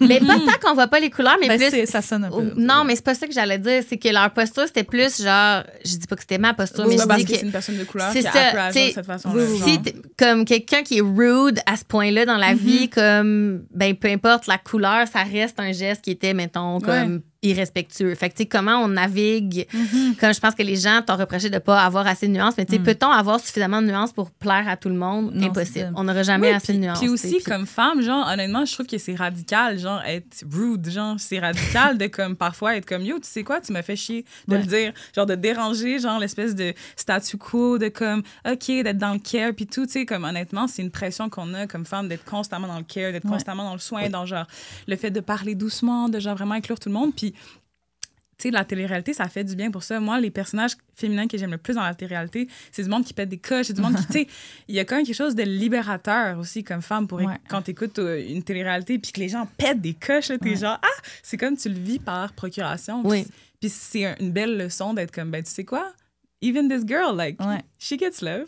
Puis c'est chill. Je pense que c'est aussi comment on, mettons, concilie ça puis la sororité. Moi, en tout cas, là, les gens l'ont pas expliqué comme ça. C'est une hypothèse que je lance comme ça, mais je pense que c'est ça qui faisait réagir. Parce qu'autant qu'on voulait être solidaire, puis on veut toujours... En tout cas, on veut, je dis on, comme je parle, mettons les gens qui écoutent les ficelles ou comme les gens qui ont une sensibilité féministe en écoutant Occupation Double, qui sont un peu réveillés sur les dynamiques de racisme et tout. On veut root pour les personnes racisées dans OD ou les personnes de la majorité globale, pour reprendre ton expression. Mais quand les personnes de la majorité globale agissent pas comme un blanc, ben là, c'est confrontant. Oui, c'est ça, c'est confrontant. Mais j'ai aimé aussi ton exemple de, mettons, page blanche, là, que les garçons vont modeler dans un concept très binaire. Là, mais moi, c'est ça que j'essayais de dire. Puis c'est drôle. On s'est fait reprocher beaucoup de choses. On salue nos haters qui nous écoutent. Ça veut nous dire que ça écoutent. passe C'est fascinant. Oui, exact. Mais on s'est fait... moi, c'est moi qui l'avais dit, je pense. J'avais parlé de Béatrice au début de la saison, que les gars étaient obsessed with her. Que she was quiet. Mais c'est ça, puis eux autres, ils disent non, they're obsessed with her parce qu'elle a plein de qualités. J'étais comme, mais les gars les ont pas vues, ces qualités. Arrêtez, ça fait 2 semaines qu'ils sont là. Ils la connaissent pas, Béatrice, pour me reprocher. Ben, c'est quoi, maintenant, tu dis qu'elle est juste belle. C'est juste ça, ses qualités. Puis j'étais comme, non, c'est ça. Vous voyez pas la lunette avec laquelle j'essaye de parler de Béatrice. J'essaye de vous montrer que comme, men love quiet women. Men hate loud women. Je sais pas si vous avez vu ce trend-là sur TikTok. C'est hilarant. Moi, c'est sur mon fil depuis des mois. C'est comme une fille qui dit... Une fille, genre, qui semble être... une femme blanche qui semble être plus dans les valeurs un peu traditionnelles, les trad wife et tout ça, qui dit dans sa vidéo « Men don't like loud women ». Puis là, tout de suite, ça coupe à genre une fille qui est comme « La, la, la, la! » Tu sais, genre, pour dire. Puis il y a plein de variantes, puis c'est hilarant, mais c'est ça. Puis je dis pas que Béatrice is not worthy. Je dis pas que Béatrice n'a pas ces qualités-là de s'assumer et tout ça, mais de ce qu'on a vu qu'elle a montré aux garçons dans les maisons, c'est très quiet, très... qui s'accommode à n'importe quoi que les gars vont dire, qui ne met pas son pied à terre. Elle a même dit elle-même que c'était un enjeu qu'elle avait de pas assez mettre son pied à terre et tout. Fait que je dis pas que j'encourage ce comportement-là, je dis que c'est ça qui est arrivé, puis c'est peut-être une des raisons pourquoi elle a autant fait l'unanimité au début, parce que ce genre de gars-là trippe sur ce genre de filles-là. Moi, je trouve ça... Évidemment, je suis une femme blanche, là, mais je trouve ça intéressant ce que tu dis de... Quand, en tant que femme grosse, mettons, être capable de se montrer pas sous un bon jour à son partenaire, c'est vraiment un challenge. Parce que t'es toujours un peu, puis j'imagine que c'est un peu ça, mais t'étais toujours un peu stressée de comme, hey, là, la journée, ou comme, je vais être trop, ou je serai pas de bonne humeur, ou je vais pleurer, ou ci ou ça, comme, ça va-tu rester pareil? Est-ce que là, il va réaliser, tu sais, que genre, I was too much all along, puis comme puis je pense que c'est dur de se rendre là quand même, surtout dans le dating moderne, là, de rencontrer quelqu'un avec qui tu arrives au point. C'est comme un point tournant, je pense, dans le dating. Quand tu arrives au moment où, comme, tu sais, t'as une mauvaise journée, mais là, tu vois ta date, puis là, ben, c'est là que ça se passe. Parce que là, la journée, genre, c'est aujourd'hui qu'il va me voir. Non, c'est ça. Ben, pourquoi on fake, puis c'est comme la déconstruction des deux côtés. Nous, on aimerait ne plus faker, puis assez avoir déconstruit pour s'en foutre de pas être maquillée, de pas porter de gaines, de pas nanana, tu sais, parce qu'on a déjà été ces personnes-là. Puis, en tout cas, moi, je remercie. Parfois, il y a des soirées où on l'est encore. Là. Ben voilà. J'ai envie des nananas. C'est ça, ça arrive, tu sais. Mais évidemment, on rêve tous à une partenaire qui nous accepte aussi et qui a déconstruit assez d'affaires pour nous accepter comme on est. Mais c'est vrai que c'est ça, pour une personne grosse, pour une personne de la majorité globale qui, mettons, moi, pendant une bonne partie de ma vie, je me lissais constamment les cheveux. Puis là, c'est comme, OK, je suis en couple, mon chum va me voir avec les cheveux frisés, puis il va me voir le processus de lisser. Mais c'est pas cute là, quand j'ai la moitié de la tête frisée, puis l'autre moitié d'été. Fait que là, c'est comme, OK, mais là, moi, à un moment donné, j'ai déconstruit ça de, hey, là, il va me prendre comme que je suis, parce que je tanne. Ou genre, je me suis pas épilée, parce que Chris, les pays de la Méditerranée, je sais pas si vous savez, on n'est pas dans le là, à un moment donné, il faut accepter. Fait que c'est vrai que c'est. Puis je pense que c'est quelque chose aussi que OD a comme un peu. Puis je sais que tu voulais parler un peu de ça dans ta chronique, mais j'ai l'impression qu'il y a comme quelque chose qui à la base, OD, c'est comme. Bon, c'est la recherche de l'amour, mais tu sais, c'est quoi l'amour? Je pense que c'est d'avoir un refuge, c'est d'avoir un espace où est-ce que tu peux être en sécurité. Puis. Tu sais, Annie, je pense qu'à travers les différents comportements dans la saison, on le voit qu'elle n'est pas, genre, détendue. Tu sais, toujours un peu sur ses gardes, toujours devoir, genre, sortir des trucs un peu cutthroat, tout ça. Puis, en fait, avec Damien, j'ai l'impression qu'on voit une version d'elle vraiment plus détendue. On voit tu sais, puis c'est ça, en fait, le Black Love, c'est d'être capable d'avoir un espace où, genre, les micro-agressions puis tout le racisme que tu vis dans ton quotidien, tu n'as pas à le vivre comme dans ton intimité. Cocon, fait que, c'est vraiment, vraiment précieux. Il faut que tu puisses lâcher prise à un moment donné parce que ça se peut pas. Là. Mes collègues, même ma collègue de travail, l'autre jour, elle me reflétait que quand j'ai commencé à dater le gars que je date, for a lack of a better word, mon presque chum, là, j'arrivais au travail, j'avais comme 17 sacs avec moi, puis là, je me changeais là, après ma journée de travail, puis je changeais de outfit, puis je refaisais mes cheveux, puis là, l'autre jour, j'arrive, puis là, j'étais comme... elle était comme, tu fais quoi ça? Oh, je m'en vais chez mon boy, whatever. Elle était crampée, là. Elle était comme, hey, le genre 3 mois, là, t'arrivais à la job avec 7 outfits, tu faisais quasiment une parade de mode avant de t'en aller chez eux. Puis là, comme, elle était comme, good for you. T'es rendu à l'aise, t'es rendu bien. Comme, mais c'est sûr que là, ça fait 6 mois qu'on se date. Fait qu'à un moment donné, il faut bien, là, parce que qui peut tenir aussi longtemps dans la superficialité? Puis j'ai hâte de voir. Peut-être avant de passer à ta chronique, de si vivre ensemble dans la prochaine semaine, les couples, si ça va bouger des choses dans leur lien puis dans leur affinité. C'est beaucoup de choses. C'est non seulement habiter ensemble, mais aussi être à la télé. Là. Genre même dans la maison des filles, ils sont pas avec des couples. Oui, c'est ça. N'être qu'avec d'autres couples que tu te compares. Mais ils n'auront pas le choix de voir des choses moins belles. Ils n'auront pas le choix. Puis je dis ça en étant une grande fan de la laideur, personnellement. Là, comme tu sais, les moments, je dis ça un peu, je veux pas être shocking en disant ça, mais comme les choses du quotidien qui sont pas glamorous, pour moi, c'est les plus belles affaires. Genre, faire l'épicerie avec ton partenaire, pour moi, c'est la plus belle chose au monde. Fait que, tu sais, je trouve que ça va être vraiment intéressant dans la prochaine semaine. Mais bref. Merci, c'était intéressant. En plus, ça fait un super beau lien avec ta chronique qui est que tu as appelé juste se dire je t'aime ou je t'aime au dé ou comme. Ouais. Je me lance. Alors, je commence avec une confession. OK? J'ai déjà participé à secondaire en spectacle. Oui, une fois, à la polyvalente Horizon Jeunesse de Laval. Je les salue. J'ai pas gagné. Je suis même pas passée proche, OK? J'ai plus de succès au vendredi karaoké à la brasserie des Patriotes dans Schlag quand Amélie puis moi, on reçoit une ovation debout pour notre interprétation de It's All Coming Back to Me Now de Céline. OK? J'ai pas eu le même succès à secondaire en spectacle. Ah, tu chantais? Oui, je chantais. Okay. Non, mais je chantais. Mais même si j'ai pas gagné, je me souviens d'avoir été vraiment fière de moi puis heureuse de mon choix de chanson qui était la plus belle chanson d'amour, selon moi, à l'époque. La chanson « Je t'aime ». De Lara Fabian. Oh, wow! À la polyvalente, je commençais dans le haut de l'escalier de l'amphithéâtre, puis je descendais. C'était dramatique. La prochaine fois qu'on va aller au karaoké, il va falloir que tu fasses une rendition. C'est la scène d'une histoire de Cendrillon, là, ça. Ah, c'est vrai. J'ai vu 4 films. Oui. Ah oui, c'est vrai. Hilarida?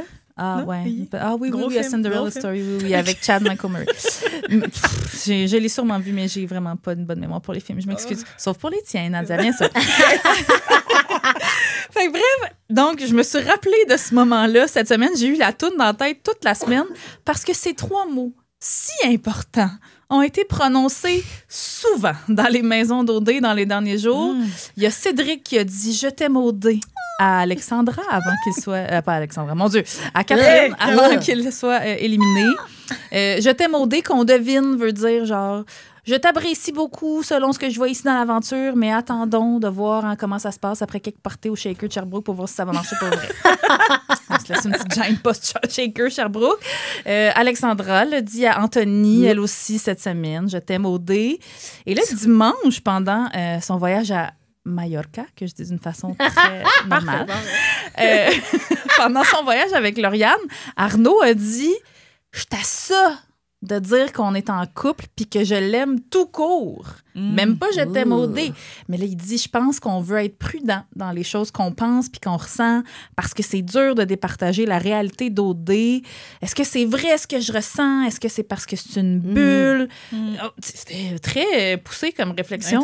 Surtout pour Arnaud. Comparé à ce qu'il nous a habitués, tout à fait. Puis il y a Béatrice qui a parlé de ça aussi, mais qui ne voit pas nécessairement les choses de la même façon. Elle a dit aux filles qu'elle disait pas « je t'aime » facilement dans la vie. Puis elle a même dit qu'elle trouvait que dire « je t'aime » au dé, ça sonnait stratégique parce que, et je cite, « vous connaissez pas vos boys tant que ça. » J'étais comme « effectivement. » Mais là, je me suis posé la question, moi, qu'est-ce que j'en pense de ça? Puis je parle même pas de se dire « je t'aime » à OD, mais même se dire « je t'aime » en général. Qu'est-ce qui explique ça? Pourquoi?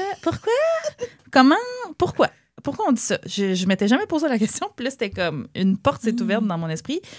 Moi, personnellement, je l'ai dit à une seule personne dans ma vie à date, là, puis je l'ai dit en réponse à mon ex qui me le disait.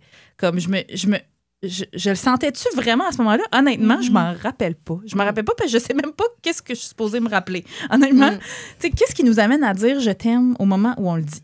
Vous autres, le savez-vous? Avez-vous une hypothèse? Vous rappelez-vous d'un état d'esprit quand vous avez dit « je t'aime » ? Moi, je dis « je t'aime » vraiment facilement.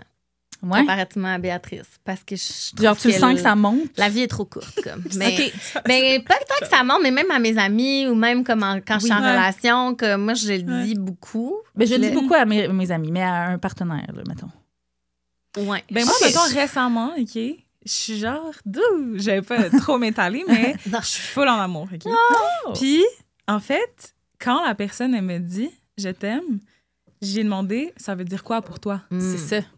Tu sais, je pouvais pas le répondre tout de suite parce qu'en fait, pour moi, c'était vraiment important d'être comme qu'est-ce que ça signifie pour toi? Puis pour moi, qu'est-ce que ça signifie? Tu sais, puis bon, évidemment, on en a tellement entendu parler de bell hooks puis tout ça, mais tu sais, genre aimer, c'est un verbe, là, c'est une action, tu sais, c'est quelque chose que tu fais, c'est un choix, c'est un commitment. Donc, tu sais, j'ai l'impression que parfois, les je t'aime, ils veulent tellement dire des choses différentes pour tout le monde. Puis je pense que c'est de comme t'assurer que ça match avec la personne, comme comment toi tu le sens, ton mais c'est vraiment bien dit, c'est exactement là où je m'en allais. Je me trouve un peu nouille de ne pas avoir décidé de citer Bell Hooks parce que là, je cite un article du Journal de Montréal datant de 2014.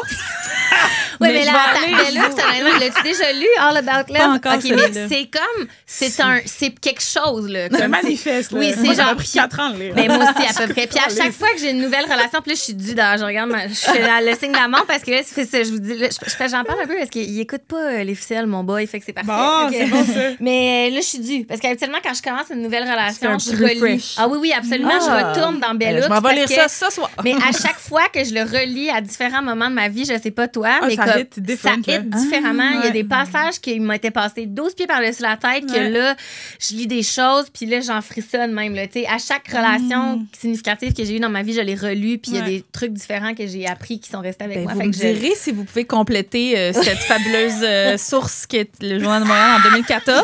Fait que tout ça veut dire, sans t'as pas coupable, t'aurais pas vraiment pu quoter Bell Hooks. OK, parce qu'il y en aurait trop. C'est ça, t'aurais comme fait. Tant que là, j'ai commencé en lire Bell Hooks, puis j'ai pas écrit de chronique. Ça devient trop deep. C'est ça, OK. Ça. Parfait. Fait que donc, dans ce fameux fabuleux article, on dit que l'amour possède de nombreuses significations, comme tu le disais, Nadia. La réussite d'un couple dépend en grande partie de la signification que chaque partenaire donne à ce « je t'aime-là ». Fait que là, il y a le psychologue américain Robert J. Steinberg qui dit que l'amour est un triangle dont les 3 composantes de base sont l'intimité, la passion et l'engagement. Il est bien populaire en travail social. C'est vrai? Oui, j'avais jamais entendu parler de lui. On salue Bobby. La façon dont ces 3 composantes sont imbriquées détermine le sens qu'on donne au mot amour. Fait que pour certaines personnes, l'amour existe juste dans la passion, par exemple. Pour d'autres, il y a de l'amour que si les 2 partenaires s'engagent à long terme. Puis pour d'autres personnes encore, ben c'est l'intimité qui colore réellement l'amour. Fait qu'au final, c'est la coexistence de ces 3 éléments-là à différents degrés qui définit l'amour véritable. Là, je suis allée ailleurs, dans mes sources. J'ai trouvé le psychanalyste Don Carvett, que lui, il est plus raide dans sa définition, OK? Don, il dit, qu'en décrivant quand il décrit les premières étapes d'une relation amoureuse, il dit la personne peut penser que son partenaire est en amour. La personne peut penser qu'elle est en amour avec une autre personne, mais quand on regarde attentivement, turns out que l'autre c'est en fait elle-même. Ouh. Oui, il dit, il est psychanalyste, hein, il dit, une déclaration d'amour peut aussi être utilisée comme outil de manipulation. À date, c'est super, OK? Peut-être qu'on va avoir besoin de bell hooks après. Il dit, il faut être capable de reconnaître les signes. Est-ce que la personne essaie de m'arnaquer? Est-ce que la personne veut me charmer pour me manipuler? Dans toute cette incertitude, la seule chose qui soit claire par rapport à la phrase « je t'aime », c'est que peu importe la motivation derrière ou comment c'est interprété quand on le dit, c'est une déclaration qui, une fois faite, va altérer la relation de manière permanente. Il y a comme un avant puis un après là, quand on dit « je t'aime » parce que ça amène des questions. Ça amène... Là, il y a Peggy Camuth, qui est prof de littérature comparative à l'université de... Je suis allée partout, hein? À l'université de Southern California, qui dit que la compréhension universelle du langage, c'est qu'on l'utilise pour communiquer, pour dire qu'est-ce qu'il y en est puis qu'est-ce qu'il n'y en est pas. Mais il y a une grosse partie du langage qui est de faire des choses. Puis là, on me suit, là, je parlais d'amour, comme manipulation, là, on est dans le langage. Parce qu'elle cite une théorie qui s'appelle The Performative Speech Act, qui a déjà été proposée par le philosophe britannique J.L. Austin en 1955. Parce que sa théorie aurait radicalement changé notre manière de comprendre comment le langage façonne la réalité. Fait qu'elle dit que si on pense juste au mot « je t'aime » comme étant performatif, on peut se demander qu'est-ce que ça amène, pas juste qu'est-ce que ça exprime. Parce que des fois, ça amènerait rien de plus que juste du sexe, selon la théorie. Mon psychanalyste Don, il revient justement avec son optimisme et il dit « On devrait pas truster ces mots-là, je t'aime, parce que, et je cite, les hommes utilisent ces mots pour convaincre des femmes, très hétéronormatives, de se déshabiller depuis des siècles. » Wow! En même temps, Yo, mic drop! Il Wow! dit, et c'est Not de la wrong. manipulation. He's not wrong. He's not wrong. Mais Non, vas-y. Mais c'est ça, littéralement, OK? Je trouve que dans OD, c'est quand même dangereux, le « je t'aime OD », parce qu'il y a quand même quelque chose où, honnêtement, mettons même Arnaud là, qui dit... Moi, je l'ai pas cru. Premièrement, OK, je l'ai pas cru. Quand il a dit « je suis à 2 doigts de ça fait dire 3 je t'aime jours de qu'il ça. » Moi, ce gars-là, il ça, prépare ses arguments pour, genre, les tables de finale, tu comprends? Parce que là, ça va être qui a dit le vrai « je t'aime », qui a dit le « je t'aime OD », qui s'est pas dit « je t'aime OD », ça va devenir une espèce de, genre, strate de compétition de qui est le plus en amour, tu sais. J'ai l'impression qu'à OD, c'est comme... Ça dénature, justement, genre, la puissance, en fait, de ces mots-là, tu sais. Puis... Ben, dans ce contexte-là, ils veulent pas dire nécessairement grand-chose, tu sais. J'ai l'impression que quand tu dis ces mots-là, il y a une espèce d'engagement, il y a comme peut-être une promesse, il y a un futur, puis tous les candidats, en général, sont quand même prêts à dire qu'ils vont voir qu'est-ce qui va se passer dehors, tu sais. Fait que, à ce point-là, ça veut dire quoi, vraiment, de dire « je t'aime OD », puis littéralement, quand il y a eu les pluies de « je t'aime OD » cette semaine, j'étais comme « qu'est-ce qui est plus real ou qu'est-ce qui est pire? Dire « je t'aime OD » ou « je t'aime beaucoup ». Moi, là, j'avais l'impression que c'était comme un peu similaire. Dire « je t'aime beaucoup », c'est comme... T'es vraiment comme... t'es précieux. Genre, c'est cute, genre un peu. « Je t'aime OD », c'est comme... Je vais pas me mouiller, je vais pas rien... Tu sais, c'est facile de dire ça. « Je t'aime OD », c'est que c'est pas un vrai « je t'aime », genre. C'est intéressant. Mais en même temps, ils peuvent pas vraiment s'aimer authentiquement. Ils se sont presque pas vus, tu sais. Mais moi, j'ai l'impression que... Je sais pas. Moi, j'ai l'impression que... restent ensemble quand même. Oui, c'est ça. Moi, le « je t'aime OD », pour moi, c'était comme... Genre, j'ai vraiment aimé ce que j'ai vu ici. Puis comme, j'ai hâte d'aller dans la maison des exclus avec toi pour voir si ça va... Ouais, moi, je mais veux pourquoi pas, ça retenait de dire... En tout cas, je vais en parler plus tard, moi, mais... je suis un peu en mode, pourquoi ça retenait de dire « je t'aime » quand... Je comprends. Qui dit ça peut-être de manière mais dis « trop je t'aime pour libérale, vrai ». Dis « je t'aime pour vrai ». Dis pas « je t'aime OD ». C'est pas un vrai « je t'aime ». Je trouve. Ouais. Genre, dis « je t'aime ». Ouais, je sais pas. Il y a des affaires qu'il y a dans les codes OD qui sont étranges. Je suis d'accord. C'est nouveau, un « je t'aime OD ». Ouais, c'est nouveau. Parce que c'est la première année, me semble. Parce que dans les années passées, on a déjà parlé. parlé... je t'aime. Hein? Ils se sont déjà dit je t'aime dans les... Puis après ça, on avait déjà fait des chroniques sur...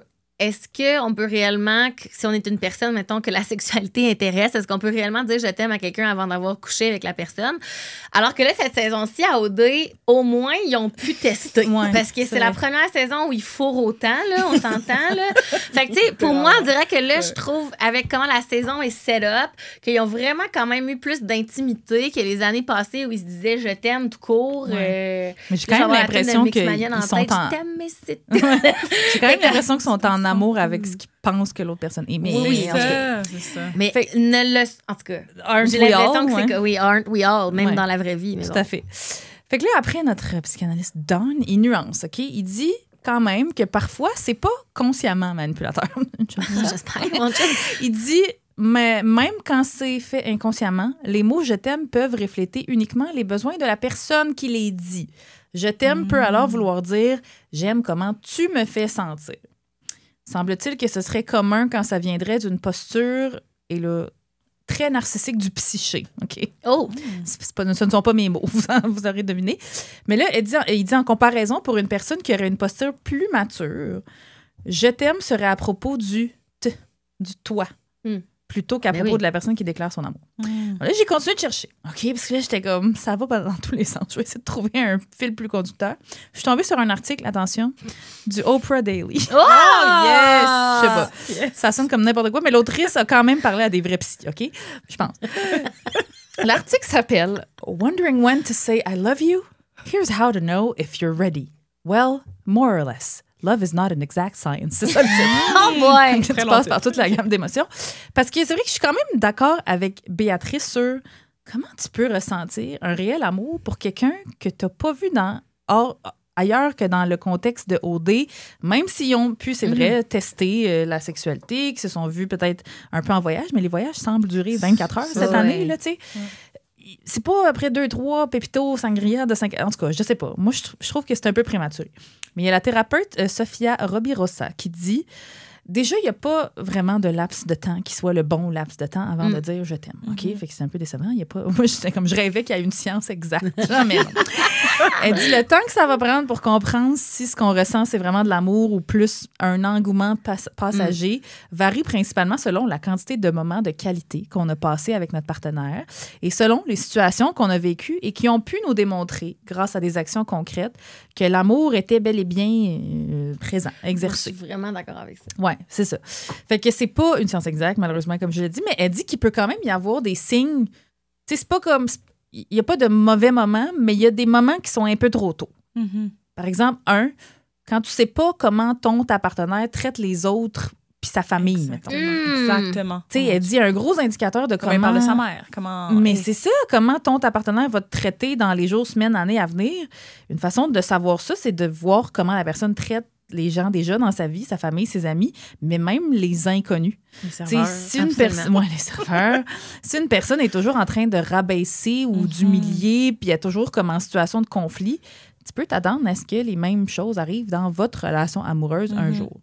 Et 2, si t'es pas encore allé en profondeur, ce qui, je pense, est le cas beaucoup à OD, Sofia Robirosa a dit « On a tous le droit d'avoir du fun, là, on va pas s'empêcher de comme, passer du bon temps, mais un bon indicateur d'amour, c'est passer du temps à juste vivre la vie. » Tu sais, ça veut, comme tu dis un peu, Amé, ça veut dire pas faire des choses super mondaines, remplir ses responsabilités, accomplir ses objectifs, aller à l'épicerie, passer à travers des trucs plus tough ensemble, puis voir comment ta partenaire réagit à tout ça.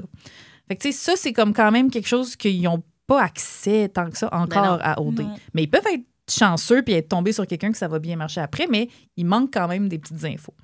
Il y a Jen Mann, qui est une psychothérapeute, qui dit qu'en gros, là, ça m'a quand même un peu choquée. Elle dit, il y a trop de monde qui déclare leur amour pendant la phase lune de miel. Mais elle dit que la phase lune de miel, c'est généralement la phase dans les 6 à 18 premiers mois d'une relation. OK. J'étais genre, Pas j'ai le jamais 0 à 6. attendu 18 mois, moi, avant de dire je t'aime. J'ai dit juste une fois, mais elle dit, le problème, c'est que dans la plupart des cas, tu sais pas encore ce que tu as entre les mains à ce moment-là. Puis pendant cette phase-là, elle dit que les gens sont comme aveuglés, évidemment, par l'excitation du moment. Puis c'est pas nécessairement une mauvaise chose, parce qu'il faut bien avoir du fun dans la vie, elle aussi, elle dit.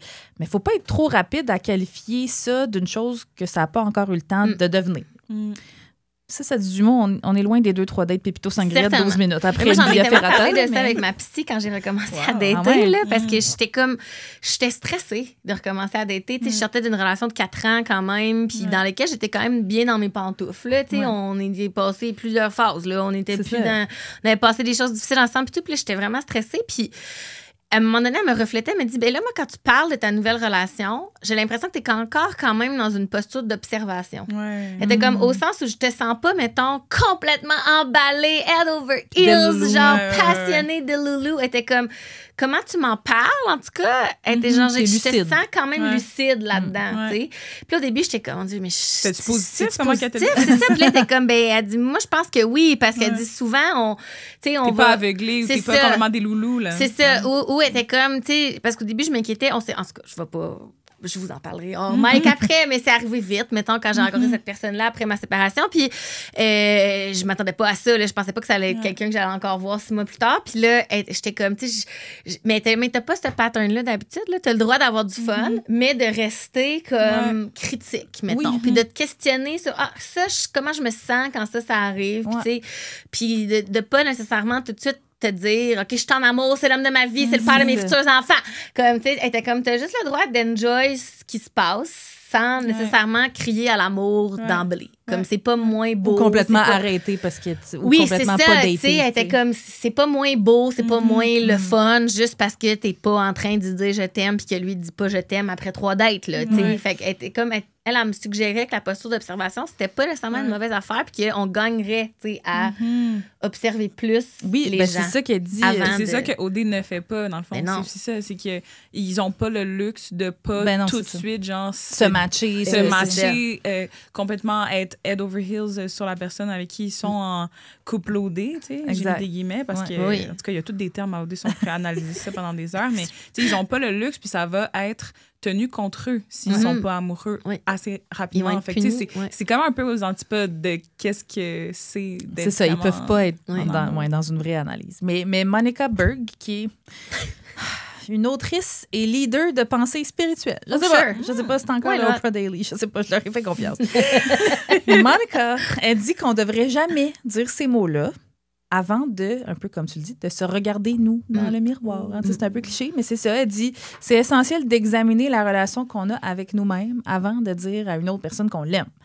Puis elle suggère qu'on soit vraiment radicalement honnête avec nous-mêmes, qu'on n'ait pas peur de faire face à nos patterns, parfois complètement dysfonctionnels.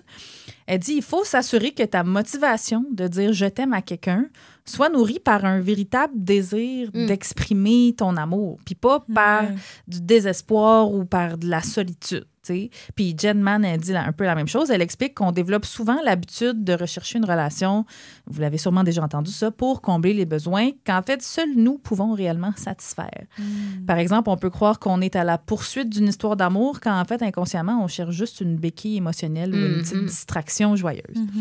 Fait qu'avec le taux très bas de réussite des couples post-OD, je garderais ça en tête. Mais je serais curieuse de vous entendre. Moi, je pense qu'un couple, mettons, comme JP Max, semble être beaucoup plus lucide là-dessus. Tu sais, je sais pas si on peut dire qu'ils s'aiment même pas, mais je pense qu'ils ont quand même de l'affection un envers l'autre. Ils ont beaucoup d'attirance physique et sexuelle l'un envers l'autre, mais j'ai envie de dire que je trouve ça rafraîchissant qu'ils soient même pas en mode on se promet rien. Là. Ils sont juste, on y va une étape à la fois, puis l'étape en ce moment, c'est on a envie de se manger à la face.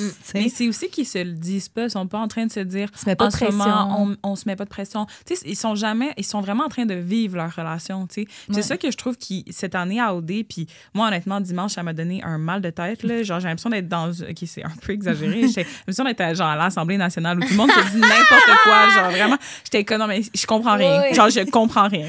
Puis j'ai l'impression qu'en fait, c'était genre un concours de diplomatie de comme faire valoir ton couple, puis genre de discuter de stratégie. Avec des arguments d'élimination aléatoires. Ouais, puis je trouve que c'est un des trucs cette année à OD que je trouve vraiment dommage, c'est que j'ai l'impression qu'on n'a pas le luxe d'être dans les relations. Normalement, c'est une game genre de comme c'est difficile parce qu'il y a comme des trahisons amoureuses, il y a des affaires qui se passent où est-ce que l'autre a fait plus confiance à l'autre, puis en fait JP puis Max, c'est un des seuls qui est arrivé quelque chose dans leur relation où est-ce qu'ils ont dû genre s'ajuster, ils ont eu un défi, c'est vrai, il y a eu des pics, puis ça c'est ça là, des relations, c'est ça qui fait en sorte qu'ils étaient comme OK, tu vois un peu la vraie nature.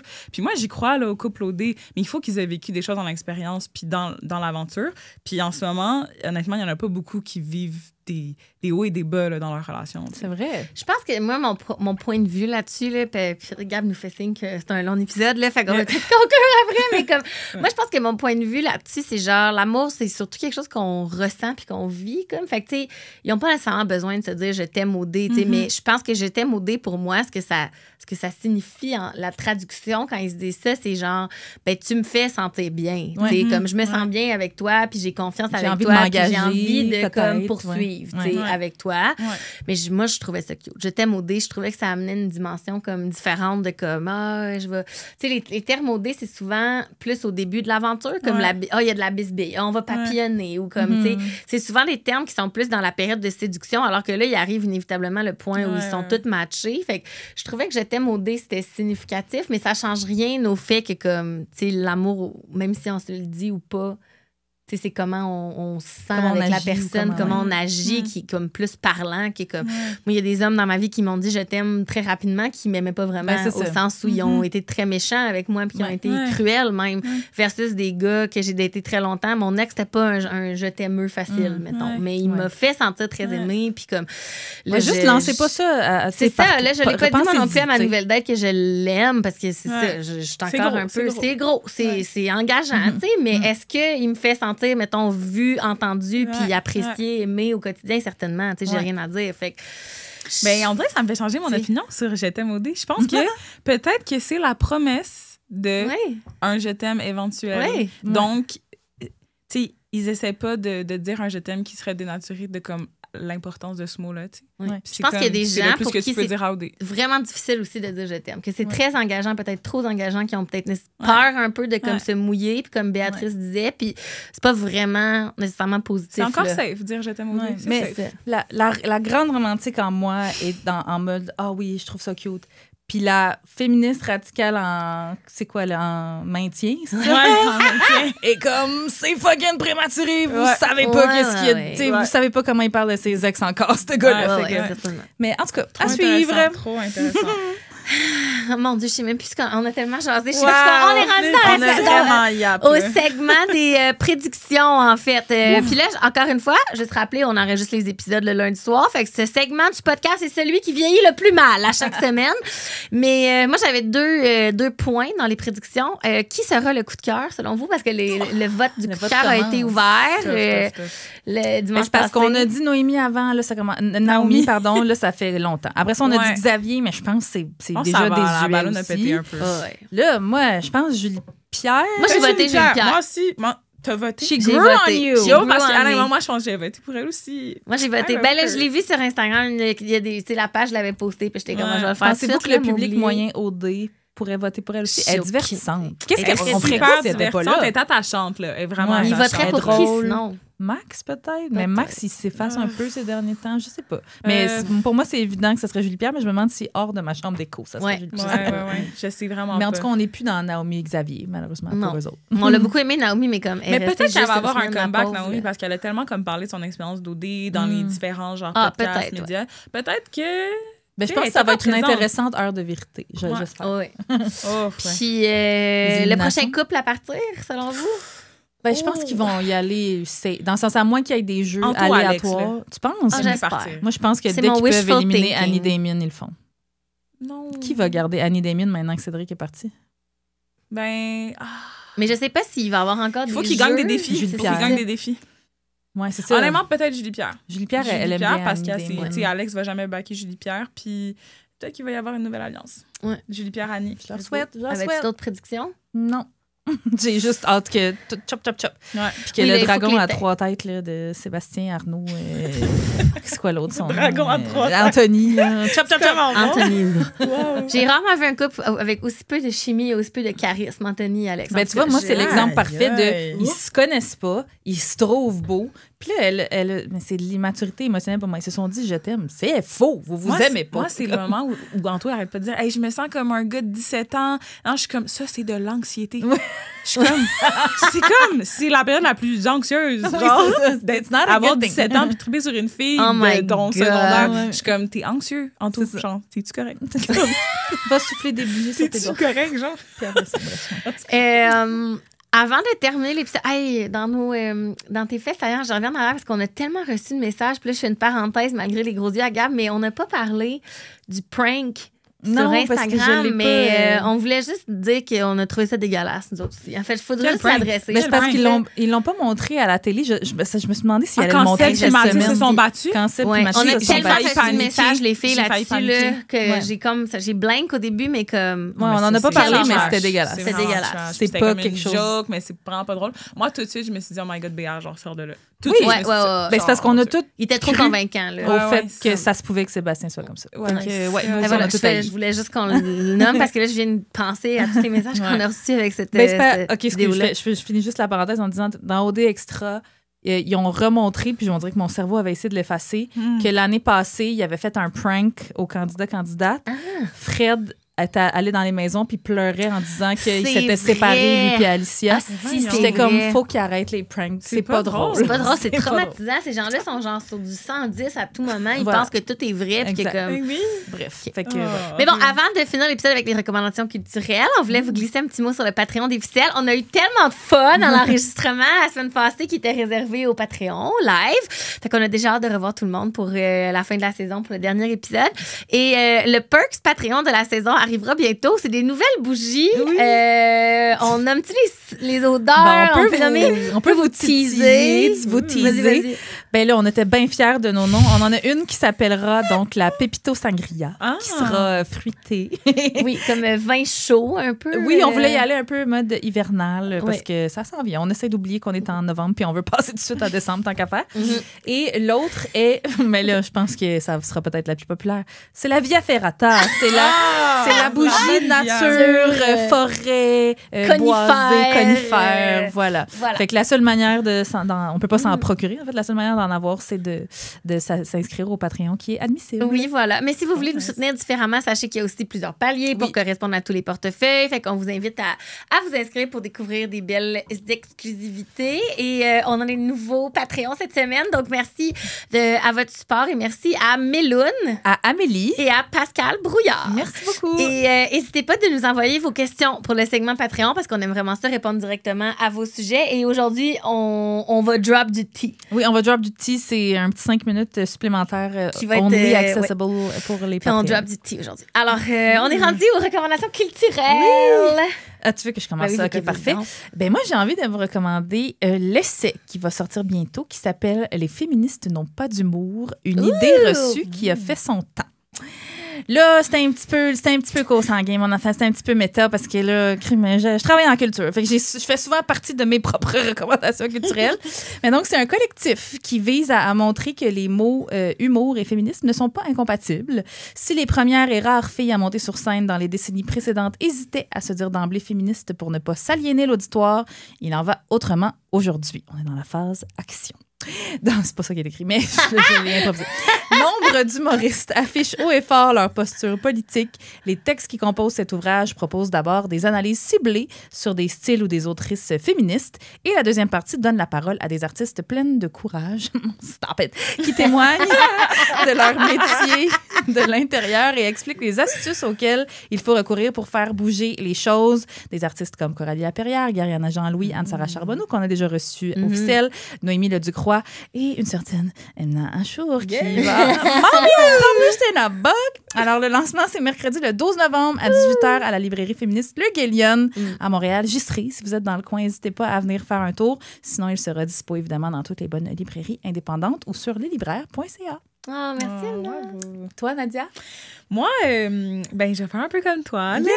Bon, moi, j'ai peut-être 2 petites recommandations. Certainement. Tantôt, je parlais du Black Love puis tout ça. Donc, si vous êtes curieuse, il y a un livre que je viens de finir de lire parce que je reviens d'un grand voyage en Afrique, donc c'est ma première fois sur le continent.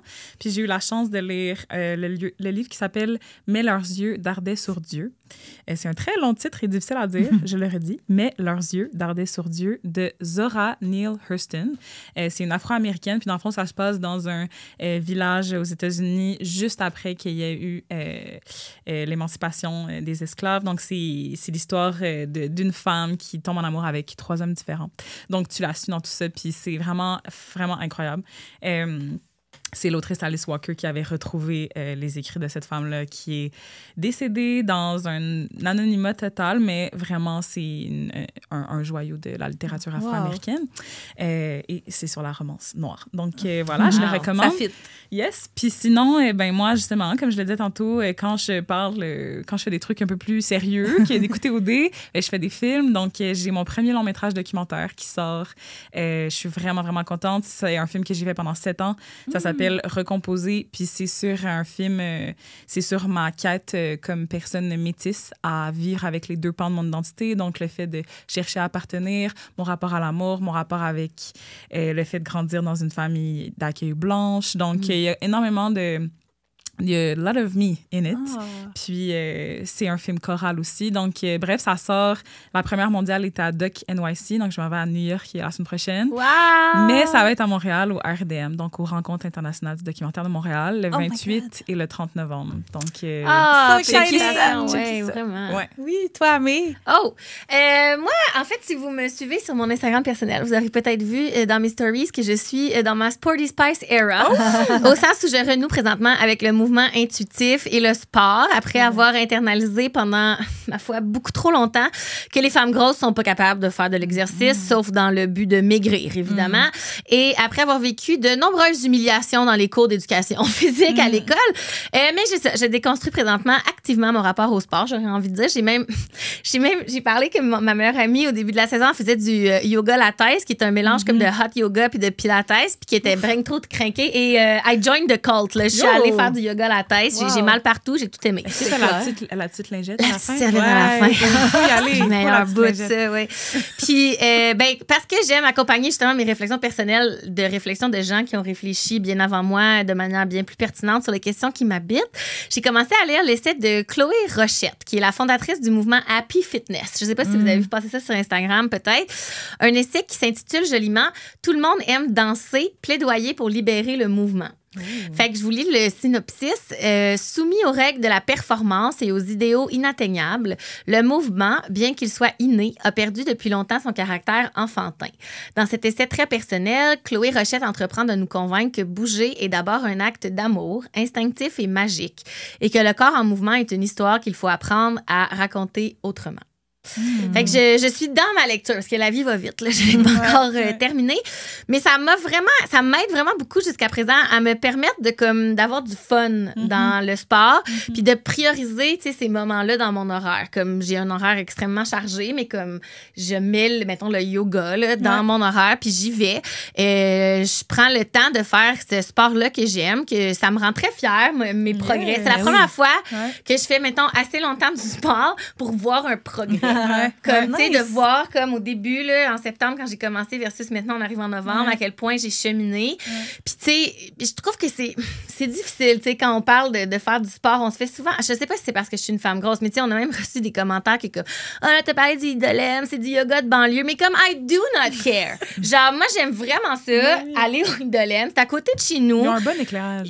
Comme, tout va bien. Puis, genre, il y a des profs qui sont pas blanche là comme moi j'ai toujours eu de l'aime tu sais je veux dire puis j'étais comme moi j'aime l'ambiance c'est ça les lampes de sel genre tout est beau tout est le fun comme puis moi je suis une fille de banlieue expatriée à Montréal la gang fait que deal with it genre moi je fais du yoga de banlieue à Montréal ça a l'air puis moi je suis born and raised Montréal puis je joue pour Idolem mais je veux dire c'est propre en plus en tout cas bref puis je trouve que les gens sont très critiques comme du sport puis dans la performance en tout cas c'est ça qui m'a appelée dans cet essai là parce que je suis comme mais pourquoi vous me dites que je fais pas le bon yoga calissez-moi patience peux-tu juste faire du yoga tu sais, en tant que femme grosse, moi, je trouve ça subversif de toute manière, une femme grosse, quand il y a des fat babes au yoga, je suis comme, yes, see you. Genre, tu sais, puis je vous souhaite, tu sais, la même chose, de trouver un sport qui vous réjouit parce que ça n'a pas besoin d'être la course, nécessairement, comme toutes les personnes dans la mi-trentaine que je connais, comme notre réalisatrice qui a haï son expérience de course, qui fait, c'est oui, j'ai haï ça.